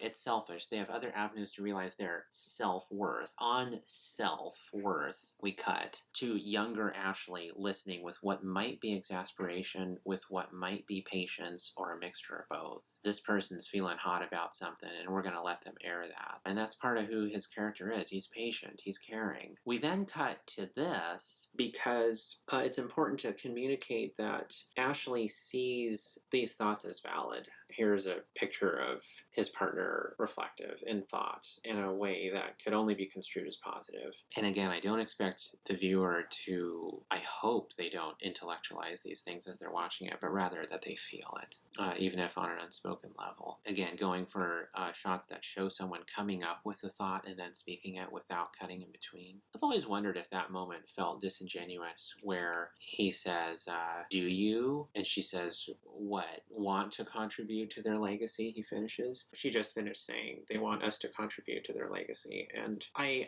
have that repetition in there because I want to make sure people comprehend that Ashley's listening. He's paying attention. He knows what she's saying. And also, I want to repeat the line for the audience so they are aware of the specificity of what they're talking about before they move on to the next thing. But it's such a simple, thing to remember. Why on earth would Sandro forget or not know what Ashley means when he says, do you? Right after she says, they want us to contribute to that. Especially right after Sandro just dumped this intensely intelligent stuff in Ashley's lap. But hopefully it plays because people go from being incredibly perceptive to very distracted instantly all the time, as we know. We do that line about obligation is something I hold very dear. It was told to me when I was young, and I've always held on to it as something important. We went back and forth over which takes of Sandro to use here, or Allison, that's the actor's name. Allison Scadron-Branner, great person to talk to.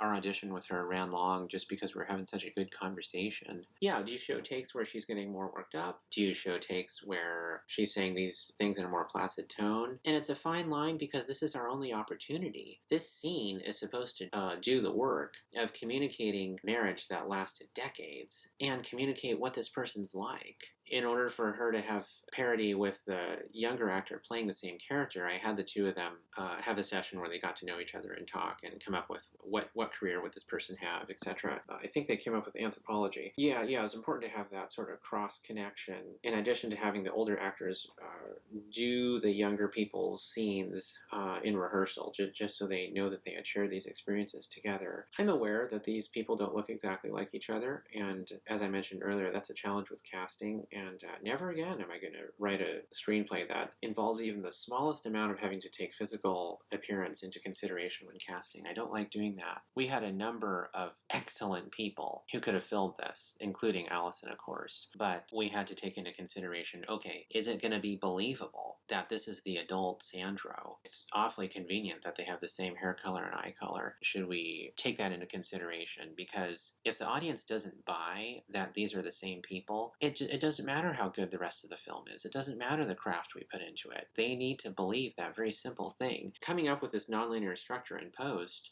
was really helpful in being able to stitch things together and add some glue with all this cross-cutting. I've also noticed that it varies. People have varying mileage in terms of whether or not they buy someone as being younger and older. This is an awkward one because we're going from characters in their 20s to characters in their, I would say, 40s and then later on. And I forget who wrote that. I forget the author, but they were saying man's face has no meaningful changes between the ages of 30 and 50. And usually when we're watching films that involve multiple actors playing the same role at different ages, it's somebody who's 10 and somebody who's 40. It's a much more drastic difference. And here we're asking for a little more from the audience, and I hope they're willing to take that ride. Some people think that, I've had notes where they think that Marty and Ross look so similar that it's uncanny in terms of like bone structure. When I look at whoever from a 3/4 angle, it's just, they look exactly like the other guy.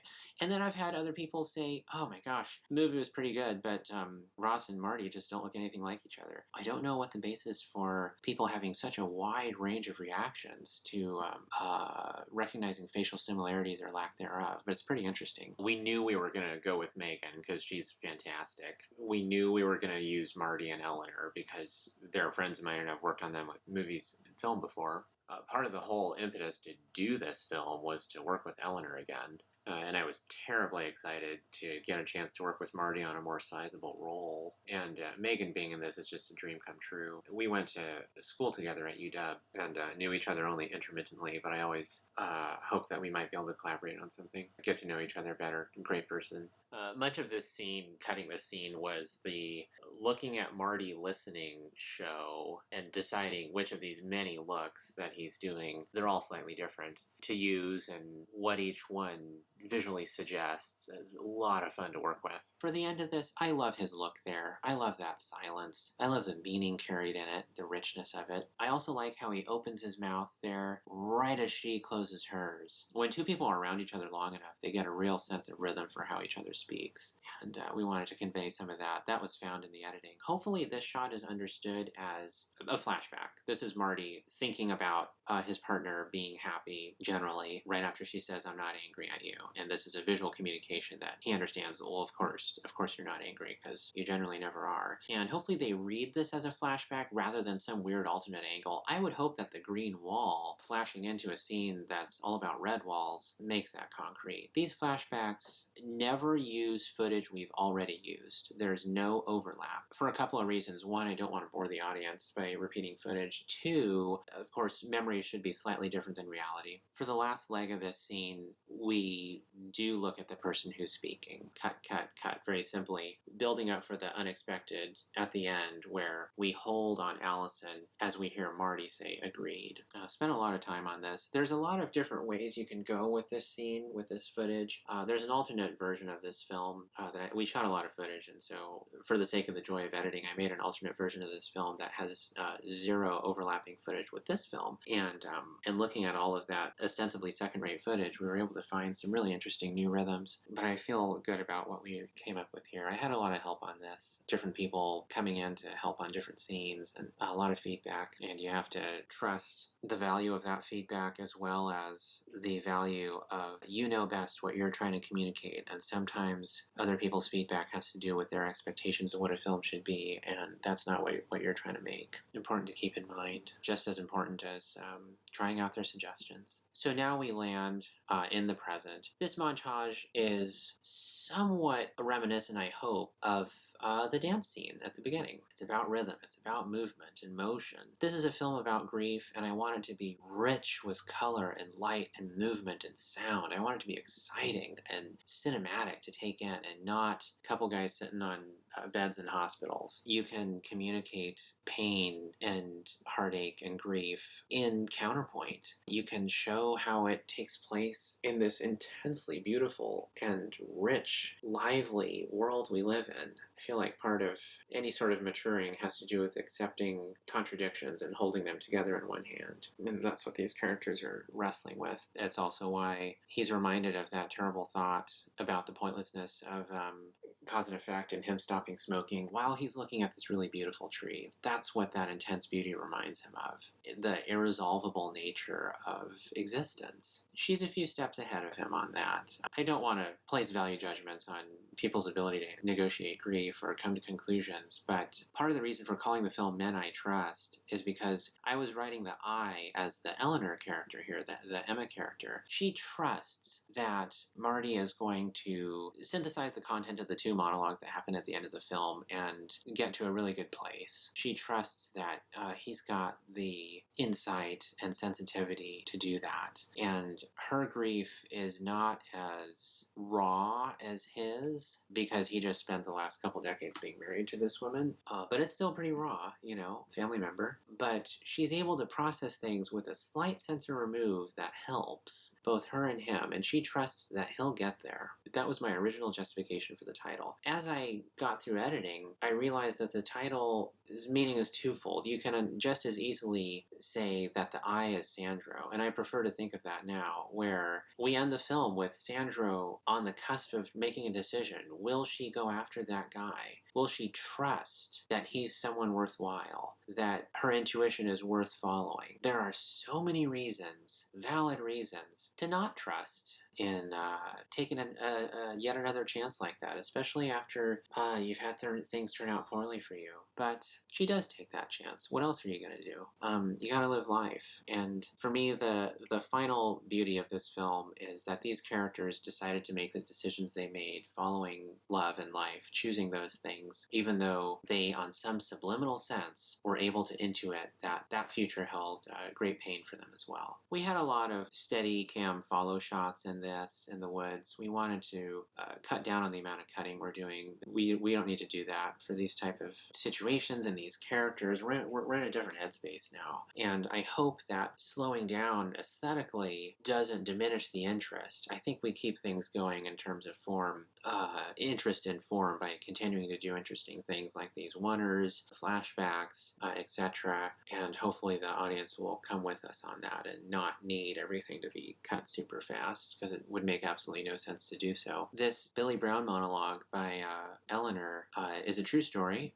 Billy Brown's roommate really did come to pass. I knew a guy by that name. And he came to pass away in the manner described by Eleanor here. I think there is no answer to the question she asks. There's no right answer. Marty's query of, what do you think that guy would say? I wonder what he would say, is about as good as we can ask for. It always seems like a better idea to use film to ask questions rather than answer them, or art generally speaking. It helps the piece be more of a participatory experience for the viewer. He walks away at the end of the shot. We land by this trunk, this curving trunk, by happenstance.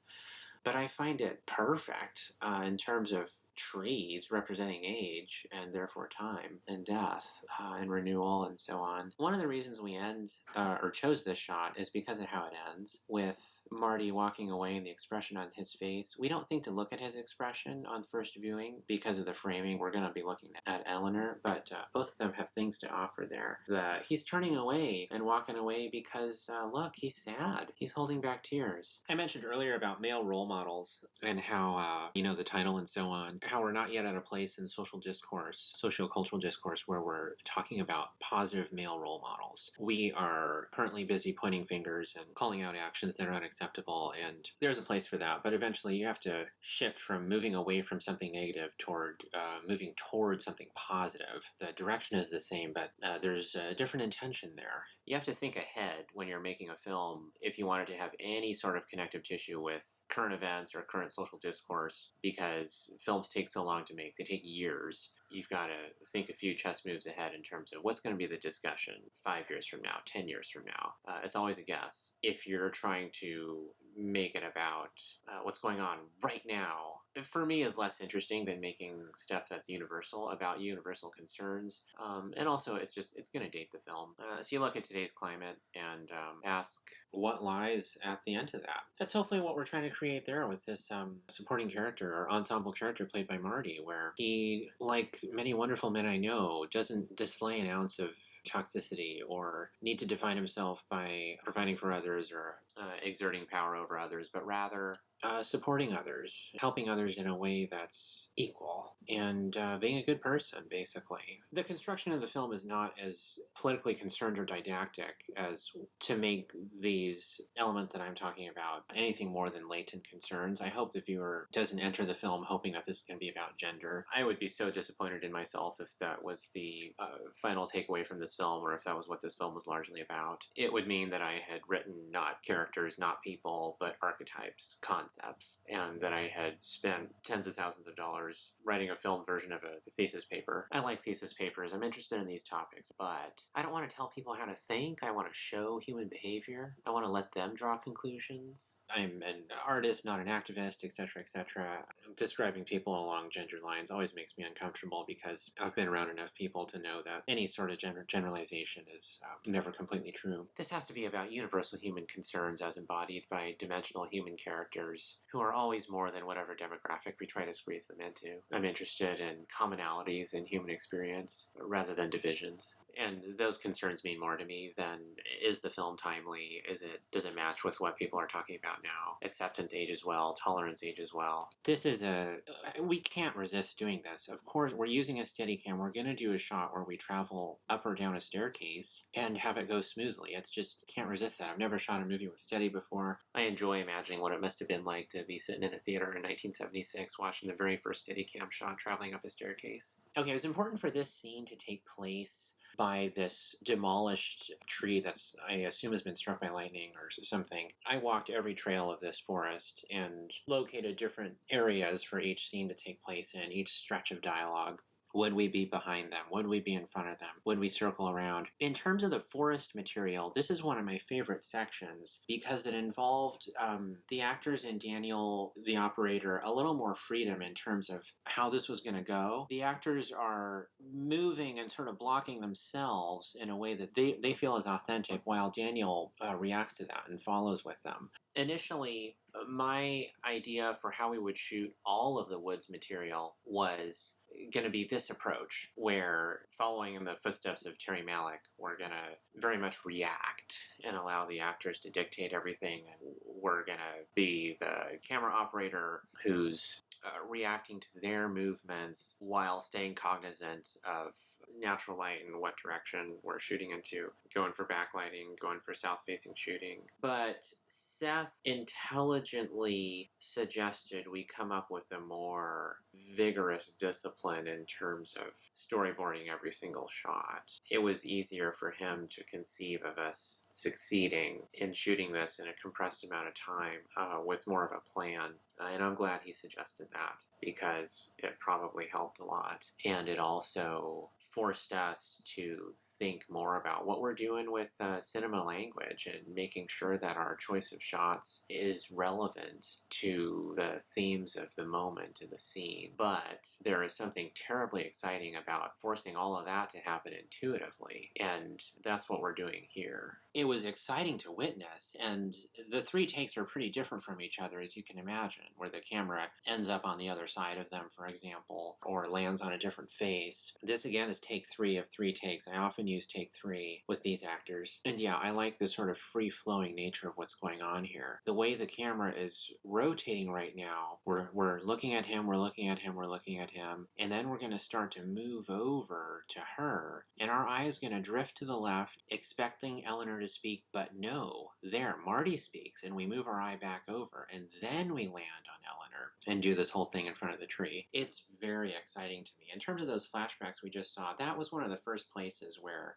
we put in flashbacks. The idea to put them into the breakfast table scene happened later as a way of increasing the energy and interiority of that scene and helping it have more richness. But it was always a plan to have those types of flashbacks here. We shot moments for those flashbacks that exist outside of the confines of the scenes that have dialogue. We wanted the world to seem larger, going on the swing set, going outside on different sidewalks and so on, using a room that we don't see elsewhere in the film, etc. They're remembering a world that's bigger than the film has the capacity to touch on. Hopefully it feels more real. There's a real temptation to just put the camera in park and sit and stare at the actors working so well, doing this amazing stuff. Sometimes we do that, but I like maintaining movement and depth in the frame if it's justified by story content, and movement, whether that's camera movement or cutting. It just feels good to like flex the muscles of the medium and do something to accentuate the actors' performances. We cut on the word numb to land on Marty here. He's exhibiting what in photography we would call raccoon eyes, where the top-down lighting is preventing our view of his eyes. You're told to avoid that in photography, especially commercial photography. I don't mind it.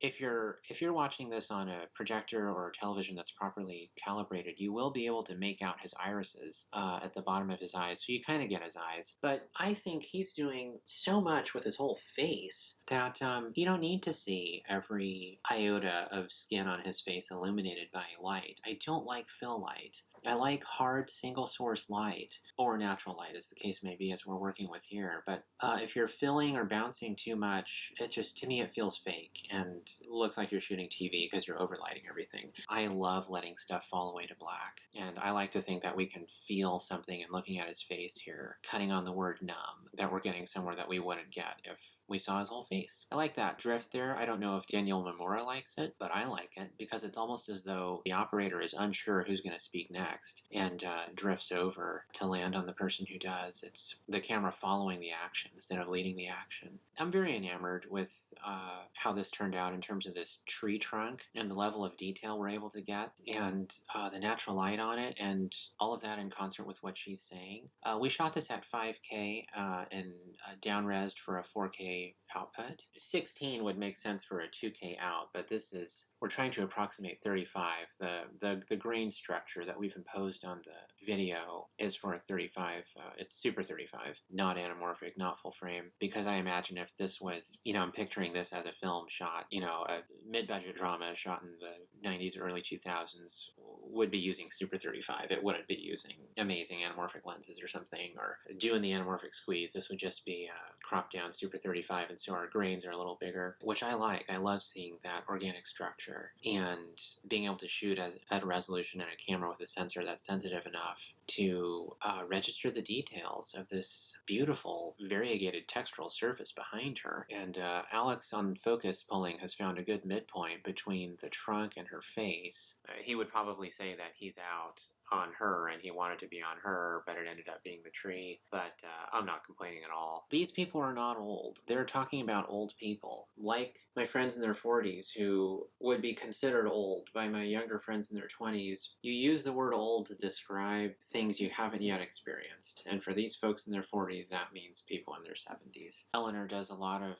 great things, subtle things with her face. It's remarkable to me because she's trained for both stage and film, and these micro movements of her lips or her eyes are things that register on film really well. It's a different type of acting than the stage, but she's very aware of how the camera picks up everything, and psychologically she locates herself in the scenes that she does with such fullness of intention that sometimes it'll look like she's about to speak, like in this shot just now, she's about to react, but Marty goes on talking, and that seems independent of the expectations of the script. She's so present, like there, the way she's coming up with the thought. You can't fake that kind of stuff. What these actors are doing astounds me. We punch in here. This is from a different take, but it wasn't intended as a punch in, but it works well in the editing to do so, to be a little closer for when she says, she makes her joke and says, "You trying to call me old?" and he's unable to laugh. Terrence Malick, with whom I had the opportunity to work with, talks about limiting the showing of the completion of actions. Try to only show the beginnings of actions. Don't show a hug finishing or a kiss finishing or happening, cut before that. I think that's very wise. He might not like this moment where we do complete the hug and stay with the hug. But for myself, I have to confess that I like what's going on here with the actors. Brian Slosser, Soundman, was initially enthusiastic about minimizing the sniffling that Marty does into Eleanor's coat that introduces technical problems with the microphone being in a scarf and so close to this other material. But I asked to keep that in because we need that sniffle. We need the rawness of it. We're not going to jam the camera in their faces while they're crying. I like to leave the characters a little bit of room if they're going to express emotion like that. That's one of the reasons, actually, to cut away from something before it completes, before a kiss happens. That's a private moment. You want to let the characters have that by themselves. Here we try to offer that by way of some distance. I don't like making my actors cry or asking them to or shoving the camera in their face when they do so. It's more interesting to watch someone trying not to cry or someone from a distance who's struggling with that sort of thing. That's what we do here. But we do need to know that he actually is having those emotions and physiologically expressing them. And I like that we strike a balance here where we can see what's going on as real. They're not covering up their faces and pretending to cry. They really are having those experiences, but they're not, indicating, putting their hands over their face, stuff like that. They're really feeling that.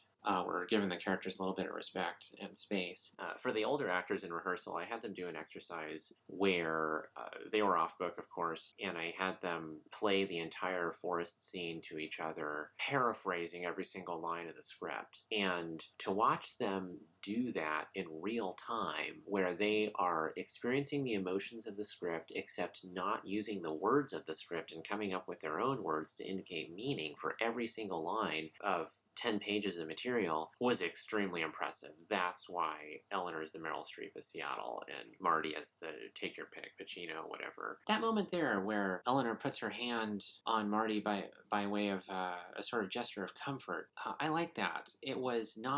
That's not acting. We had cut by that point. She really is comforting Marty, being nice to her scene partner and her friend. They've worked together before. And I really like that. I'm glad it's in the picture. Daniel Mamura saw this mist happening and just automatically knew that I was going to love it. We paused to grab that before moving on. He shot with me the stuff in the woods after Seth and I had shot all the other stuff. And so Daniel and I sat down and looked at all of Seth's footage to make sure that Daniel had an idea of what the look of the film was and how his operating could complement that and add to it. I really like Daniel's knowledge of film history and cinema. Not all crew members along the various films I've worked on and people I've interacted with, not all crew loves watching film. Sometimes they're more there because they're technicians and they love the work. But it's really nice to be able to talk with your DP or your operator about some shot in a Harold Lloyd movie or Orson Welles movie and how you're thinking about that for this, or something Malick does. And it's great when you bring that up when they know what you're talking about. Hopefully they also appreciate when the director's also a photographer, and hopefully it's not annoying when you, the director, know about lenses and stuff and can have those conversations. I like to think it's a help when there's more cross-communication like that between departments. This is a simple setup between two angles. Seth is operating right now because this isn't a Steadicam shot. I wanted stillness after what we just went through emotionally in the previous moments. Okay, Eleanor's sitting facing forward and turns her head to frame right. We cut to this shot of Marty, who is also sitting facing roughly forward, finishing the gesture, continuing to finish turning his head to frame right. And then when we cut back, we're on Marty. Whose flashback is this? Whose thought is this? We leave that up to the viewer. I feel it could be both of them. They're both thinking about similar things on the basis of their previous conversation. We assume some time has passed. They've been walking in silence and they take a break. This is a fairly simple couple of setups for this scene. A shot with Marty on frame right with Eleanor in the background centered, and then that's the B shot, and the A shot is Eleanor on frame left, except facing forward rather than towards center frame, with Marty sitting in the center, but he's facing to the frame right. So I want it to feel kind of like shot reverse shot, but a little different because of the placement of the characters and how they contrast, where Marty's looking to the left here, but he's looking to the right in the other one. Eleanor's looking forward, the A shot, and she's looking to the left here in the B, and here they're both looking the same direction, and the other one they're looking in opposite directions. However, they're not moving. It's just the placement of the camera that allows for that. Hopefully that type of stuff is super interesting to audiences. Perhaps they don't notice, but I sure do, and I get really excited about it. I like the double take that Eleanor just did there. It's one of the reasons for using this shot. Yeah, as we said earlier, fully situating herself, locating herself in the scene, and reacting seemingly extemporaneously. This really excites me. We try also to work with the expectation of what a J-cut is and subvert that. As perhaps you know, a J-cut is where we hear audio first and then we cut to an image of the source of that audio, usually someone talking. Here, in this scene, we're often expecting the person who's closest to the camera, such as in this case Eleanor, to speak, but she doesn't. We cut back to this and then she speaks. And we sustain that in different ways through the whole scene, in terms of subverting expectations of who we're about to see speaking. Hopefully that's a way of maintaining interest and continuing to throw the viewer off formally in ways that are compelling. There's a lot of shifting light going on. These two angles were shot at roughly the same time, but this is Seattle. The weather's constantly moving. There are moments in this woods montage, in this woods scene, that appear to have totally contrasting lighting that were shot within an hour of each other. What are you going to do? Embrace it. I'm a fan of how this natural light is landing on Eleanor. Things like that play into the decision for which take to use because I'm a photographer person, and I try not to let that overwhelm the priority to go for performance. As you know, there are many actor turned directors, screenwriter turned directors. Cinematographer turned director never happens. Photography turned director is very rare. Although I guess you have Kubrick, Satyajit Ray, and Nick Rogue. and Ridley and Tony studying painting, very evident in their work, but often doesn't work out very well. And so I try to keep that in mind and remember that the director's job is not to hit you with a bunch of good-looking images, but to make you feel something, whether that's with a color or an angle or a piece of text. Again, another reason to look at the person who's listening rather than speaking is to get to see the awesome... It's hard not to just gush over these actors, especially these two. Awesome micro movements. I don't have a technical term for these like eyebrow twitches and everything else that I get so excited about. They're indicative of someone, sorry to repeat myself, being present, being there. I find it astonishing. Eleanor's particularly good at it. And Marty is just... I could watch Marty for days. He is often cast as like... I've seen him before as, you know, security guard or cop or something, stuff like that. He's got a great bald head when he chooses to shave his head and works well for roles like that. I wanted to write something here for him that was different than those roles. Something that really asks for some reaching in terms of sensitivity, and hopefully that was exciting for him as an actor. I like writing roles that I hope are like meaty in some way for the actors. This film started out as only the woods scene. Just these two leads walking and talking in the woods. That was going to be the whole movie. And then I realized that we would benefit from seeing what they're talking about in the name of showing versus telling and so on, and that we could expand the world and feel more. But the heft and the basis of this film has always been a desire to film these conversations, these moments of dialogue between these two reflecting on an absence. I wanted to have a man and a woman who are not romantically linked walking in the woods talking about something that connects them, and what connects them is the presence formed by this absence of this third person. One element in terms of the script that's challenging is that these characters are saying exactly what they're thinking. Usually you try to avoid that in screenwriting, but we're going the other way here. Hopefully it's interesting and not too on the nose. The highest compliment for me was hearing from older folks who read this script and complimented me on what they felt was the truthfulness and probing nature of its dealing with grief. I'm very grateful for those comments. This journey into Emma's mind to see what she's thinking was manufactured in the editing room. This wasn't in the script, but again, it was part of out of a desire to want to have her live larger as a character. She can't be a sidekick. She is a main. I am interested in what's going on in her mind and how she's processing these things and what she doesn't say, the things we keep to ourselves. I like thinking about how, as life goes on, a person who may initially have been fairly peripheral in your life can end up being a very important person in your life. That's what's happened here for the Marty character. Again, these flash outs are things that we did not use in earlier versions of the scenes. Slightly different. Hopefully there's a sense of sadness in her remembering joy and then being confronted with the present, which is a total conflict with that. What she says here, tell me about meeting her, is her answer to Ashley's question in the earlier scene. The question in the earlier scene is an impossible question to answer. What are we possibly going to come up with that those scholars and so on haven't? One answer is to be in the present. The present is where you find happiness. And so that's what they do. They walk for a while.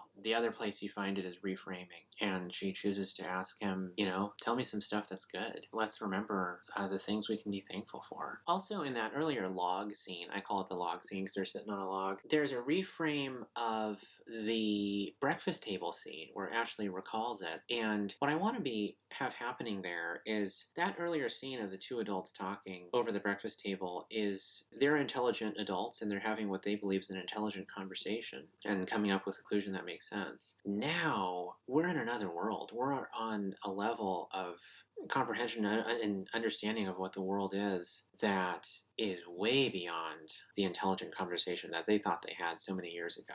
They were not thinking about loneliness, about the future. They were located in the present. I am not trying to advocate for having kids here. The characters made decisions that were the best decisions that they could make at the time with the information they had, and I applaud them for that. And I don't think Marty's character is drowning in remorse over not having children because, as Emma points out, wouldn't at all fix the situation that they're in now, though there's something about being confronted with renewal and the cyclic nature of life that is restorative when going through moments like this. Of course, that's one of the reasons we situate the characters in the forest, where they're surrounded by that. And I don't know to what degree they're aware of it now, but as we get toward the end and Marty's thinking in the sunlight, we'll get there though. This mini monologue, we shot this either 9 or 10 times, and it's a hard one to get because we start over here and we pull around to this that's 90 degrees, and then we're going to do a 180 in addition to the original 90 and keep good light on them the whole time. Very impressive work by Daniel Nomura and also Seth. Great stuff. A couple things here. I love backlighting. We're going to end being front lit on them, and we did our best to make that not look super repulsive, as I tend to find front lighting generally. Seth had a note during this, which was, are they being too flirty? Do we need to, ask them to tone that down, or, do we... Not too interested in forwarding the notion that these two are going to fall in love. That seems unlikely to me on the basis of, this is his wife's sister. Not trying to make a soap opera here. But in answer to Seth's note, I thought, let's dump that in the audience's lap and let them figure out what to do with it. The fact that these characters are becoming more comfortable with each other. You'll notice the earrings that Eleanor has. Those are the earrings that we have the younger version of her character wear earlier in the film. Again, trying to provide some subliminal connective tissue. There's a look that Eleanor gives here while Marty's talking about this, everything falls into place in a second, you fall in love with someone when you see him, etc. And what I'm hoping the viewer walks away with is, oh gosh, the Emma character is realizing that that's something she hasn't experienced before. And that's rare, what Marty's talking about.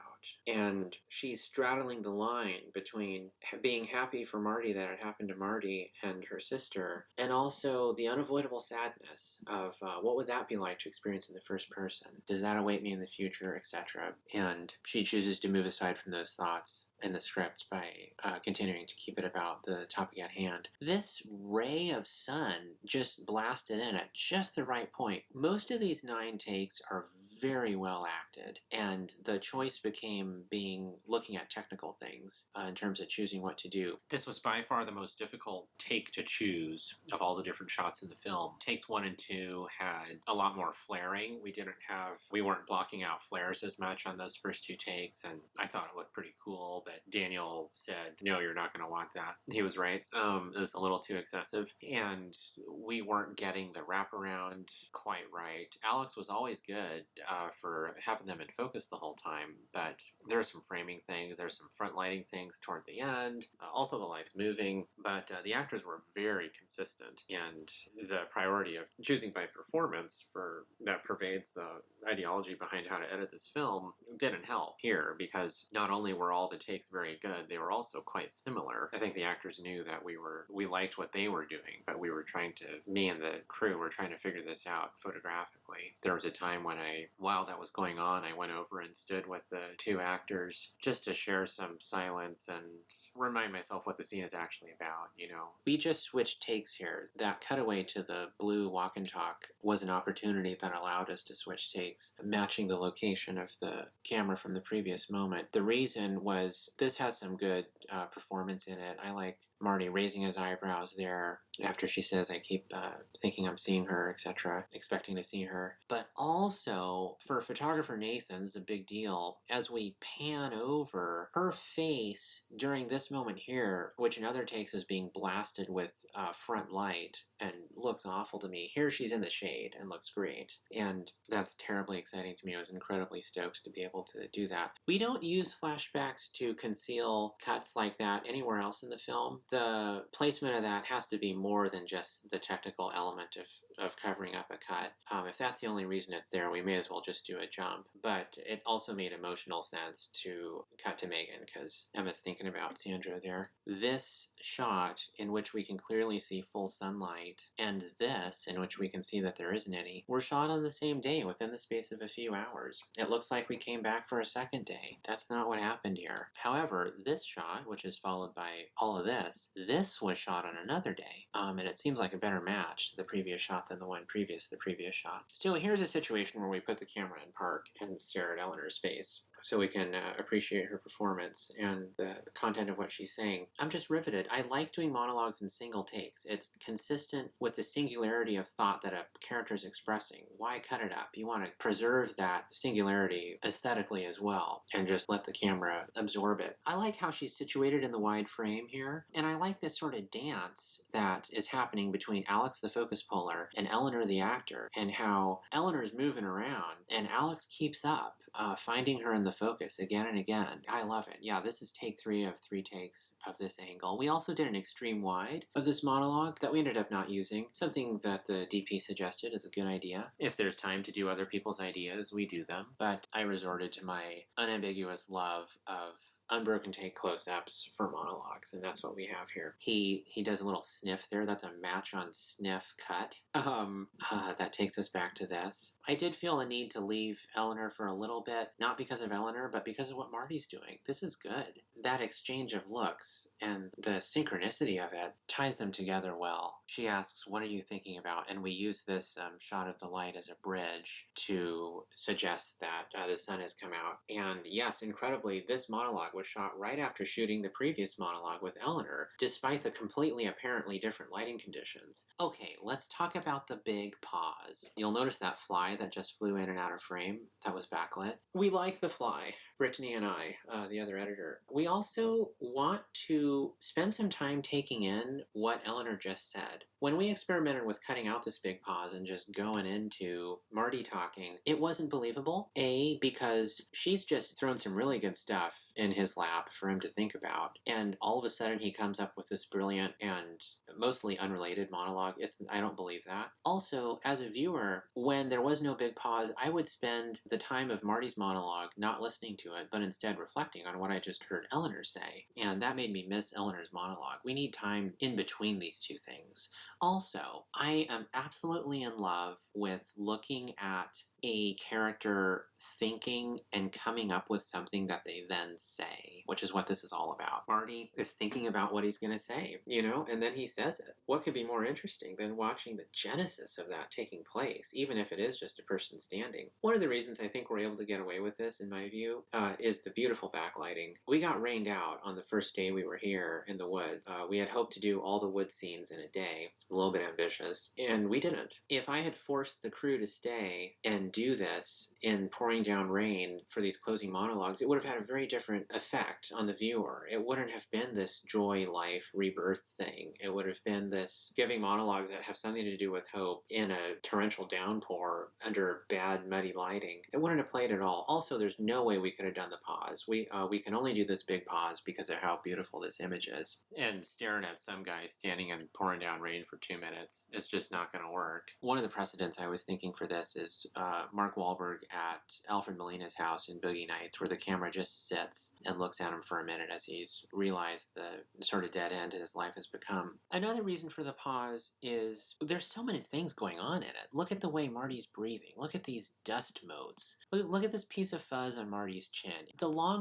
Something Terrence Malick told me was the longer you let a shot run, the more the viewer will try to relate it to their own experience. There's more time to think. There's times to not do that. There's times in this film where we cut very quickly, and then there's times where, we do that because the material asks for it. It's a convenience that this lighting helps Marty's hair look like it's gone a little whiter, which is not the case. I also, coming from a painting background, very excited about the Rembrandt triangle, which as you can see is right there on Marty's left cheek, and the way it's hitting his long lashes, just, for me, very exciting, very beautiful, and I'm thankful for the confluence of everything that came together to allow this to happen. I did not tell Marty to pause. He paused. Part of it was he's waiting for some airplanes to fly over, but I want to believe that it also has to do with, he's waiting for the right moment. This is important. He worked hard for this monologue, and the fact that we had to break on the day that we got rained out and he had to wait another week before letting this horse of a monologue out the races must have been very frustrating. And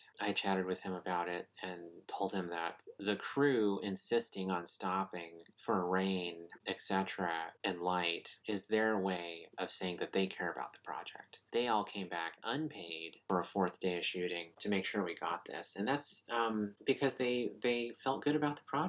They believed in these actors and liked the material, and I'm honored by that. Can't imagine. Yeah. So after that long cut, he says something, he swallows, and then we instantly cut back to Eleanor, and then back to Marty. And I hope that's preserving the sort of razor fine tuning style of editing that Brittany and I have been running for this film. And then, similar to Eleanor's monologue, we sit here and watch Marty from frame right give his whole thing here. I like to think these images are different enough to sustain interest, going pretty quickly from one monologue to another. Somebody on the right half of the frame talking for over a minute, somebody else on frame right talking for over a minute. We did some angles where we're on a 3/4 view of Marty here, but it's too similar to the previous shot of Eleanor. Also, for performance, this is a better take. Also, I like what the light's doing with him in profile and this sort of nebulous, dark forest depth behind him. It's a real nice separation. Marty's monologue appears unrelated to Eleanor's. The substance of Eleanor's has to do with time does some of the work for you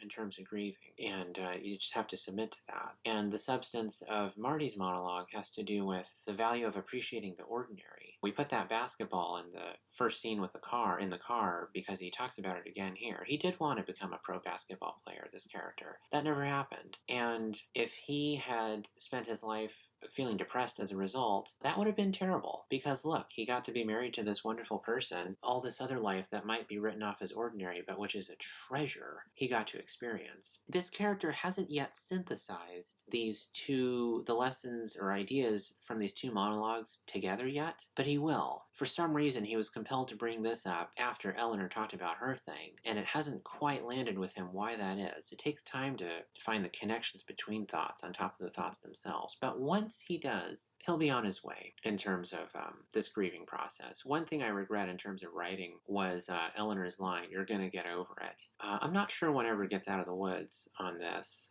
type of stuff. I might now write it as, "You're gonna get through it," but that's what I wrote at the time. That's one of the reasons, by the way, that we don't leave the woods. This was originally going to end on a wide open field, like a big lawn. There's a lawn at this park, and I thought, look, they're gonna emerge into this wide open, understanding / field and scatter some ashes. But when we were scouting locations, Quinn said to me, "I'm not really big on lawns," and neither am I. Especially in terms of, we don't want to turn this into a Disney movie. We don't want to resolve in a way that feels false. We want to offer a catharsis. We want to offer some sort of latent understanding and appreciation, but there's many types of closure, and the type where they instantly somehow get out of the woods, as it were, and move along in life is not something I buy with journeys that are this difficult. My original draft ended with the replay of them meeting in the club at the end of the film having an alternate outcome, where in this time where we see them, they end up dancing together. I am so glad I didn't do that. The reason I didn't do that was because in rehearsal, I was talking about this scene with Ross, and Ross said, just like his character does, he said, "I don't dance. That's something I don't do." And I'm so glad he doesn't dance, because talk about a fake Disney movie ending. It would have just killed the film to end like that, in my view. I enjoy the fact that that monologue doesn't cut at the end. We turn this into a follow shot of them walking, and we prove that Eleanor was standing there the whole time, because we haven't cut. With these last few lines, we might do the thing where you're like, watching a Noel Coward play or something, or you're watching Arthur Miller, or you're like, I always think of the ending of Hannah and Her Sisters for some reason, where the last 10 lines of the film, or 5 lines, are just loaded, drenched with meaning. Yeah, that kind of is what's happening here, and I guess I need to embrace that. She's forcing into reality the substance of what he just said. Ideas come first, then the freedom of action of performing them. He hasn't yet incorporated what he just said into a habit, into a physical habit, appreciating the ordinary, basically. He's still thinking they gotta go to the top of this hill or this mountain to scatter these ashes, and she's saying, no, everywhere is fine. The ordinary is fine. The quotidian is fine. That's what life is. Right here is beautiful too, and we can make it special. And he acknowledges that. We don't see the ashes. We're supposed to know that those are ashes. Some people think audiences are incredibly unintelligent. That may be true. I don't think so. I like to assume that the audience is very bright and has a built-in comprehension of film grammar and cinema language just from all the movies they've watched, even if they don't have the words to articulate it. If they've been paying attention, they're going to know that these are ashes. And we don't need to... If you assume the audience is intelligent, they'll rise to that. If you treat them like imbeciles, a la Marvel, where they're restating plot points from 10 minutes ago, they're pushed down into that by the film. And we don't want to do that. We know that there are smart audiences out there. We're trying to make a film for those people. There's an object inside the backpack to give it weight, to simulate the fact that they're carrying ashes. I'm not going to tell you what that object is, but it was a source of amusement for us on set. Splicing in these moments is something I really love. I love this type of editing where you begin to simulate thought more than regular scene construction, and we're gradually shifting what the present is between these moments into back to the dance. What's also happening is we land on this, and she's looking down, smiling, looking down perhaps at the dancers, perhaps at the world, perhaps from above, perhaps in approval of her two friends down below. I like to imagine that we now look upon these images of the dancers with new meaning. Again, none of these are repeats. This is all new footage. Shot a lot of footage for this film. There's just absolutely no need to repeat. I wanted to keep it fresh as well. But now our shots of these dancers are focusing on joy. We were prioritizing a happy environment earlier, but this is different. There's more people smiling. In terms of our former happy versus sexy dichotomy, we're leaning hard into the happy and transcending it to hopefully something higher. The problem with having a scene be sexy is you're limiting the potential for, well, joy, happiness, silliness, light, sophistication, and what we term sex appeal precludes those things. I'm interested in reality. I'm hungry for truth of human emotion, and seeing these people smiling, having a good time is, to me, moving, coming after the journey that we've just been put through, that the characters have just been put through. We're creating mini narratives where we start with a character and return to that same character dancing, and now they're smiling more, etc. I love what Mitch is doing with their hands there. They dance with their hands in a way I find fascinating. I hope this next shot of, I forget this gent's name, on extreme frame left, smiling, which is a follow-up of an earlier shot where he was about to smile, and now he is. I hope the audience is looking at that. They don't have an immediate reason to swing their eye all the way over to extreme frame left after seeing Mitch living in the right half of the frame. Hopefully they're getting that, maybe on a second viewing. There's a piece of motion I like with the tall woman's hat tilting, and then we cut to a pullback aerial with that type of pulling out motion, followed by her hat again tilting the other direction with a smile at her dance partner there.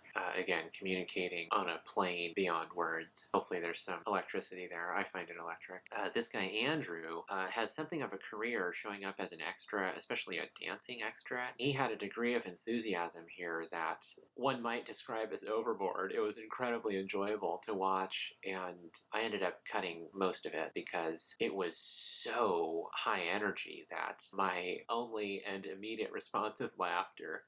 We did that cut to black thing. We do it again. We did it in the bar. Here we are. Bam. Doing it again. I just wanted to have that show up twice. Partly for the thing of anything that happens more than once is a theme, but also there's a balance to it. We're separating this subsequent dance footage from everything that precedes it, from the dance footage that precedes it. This is now, we're on the characters. We're no longer thinking about these dancers representing, for me, humanity at large, and how everyone is struggling imperfectly in the dark for happiness and peace and belonging and love, and that people just deserve endless forgiveness in their search for those things and the imperfect ways in which they try to find them. This scene is now the scene of the two of them seeing each other, of course, but this time Sandro sees him first. We've reversed it. This is from her point of view. It was Brittany's idea to play this scene twice from two different perspectives, and for me it's what makes the scene. The title is coming full into the fore, where the I represents Sandro of Men I Trust. We punch into close-ups here. We didn't do that in the first one. This has to feel larger, closer, more intimate, and I want to believe that these people, again,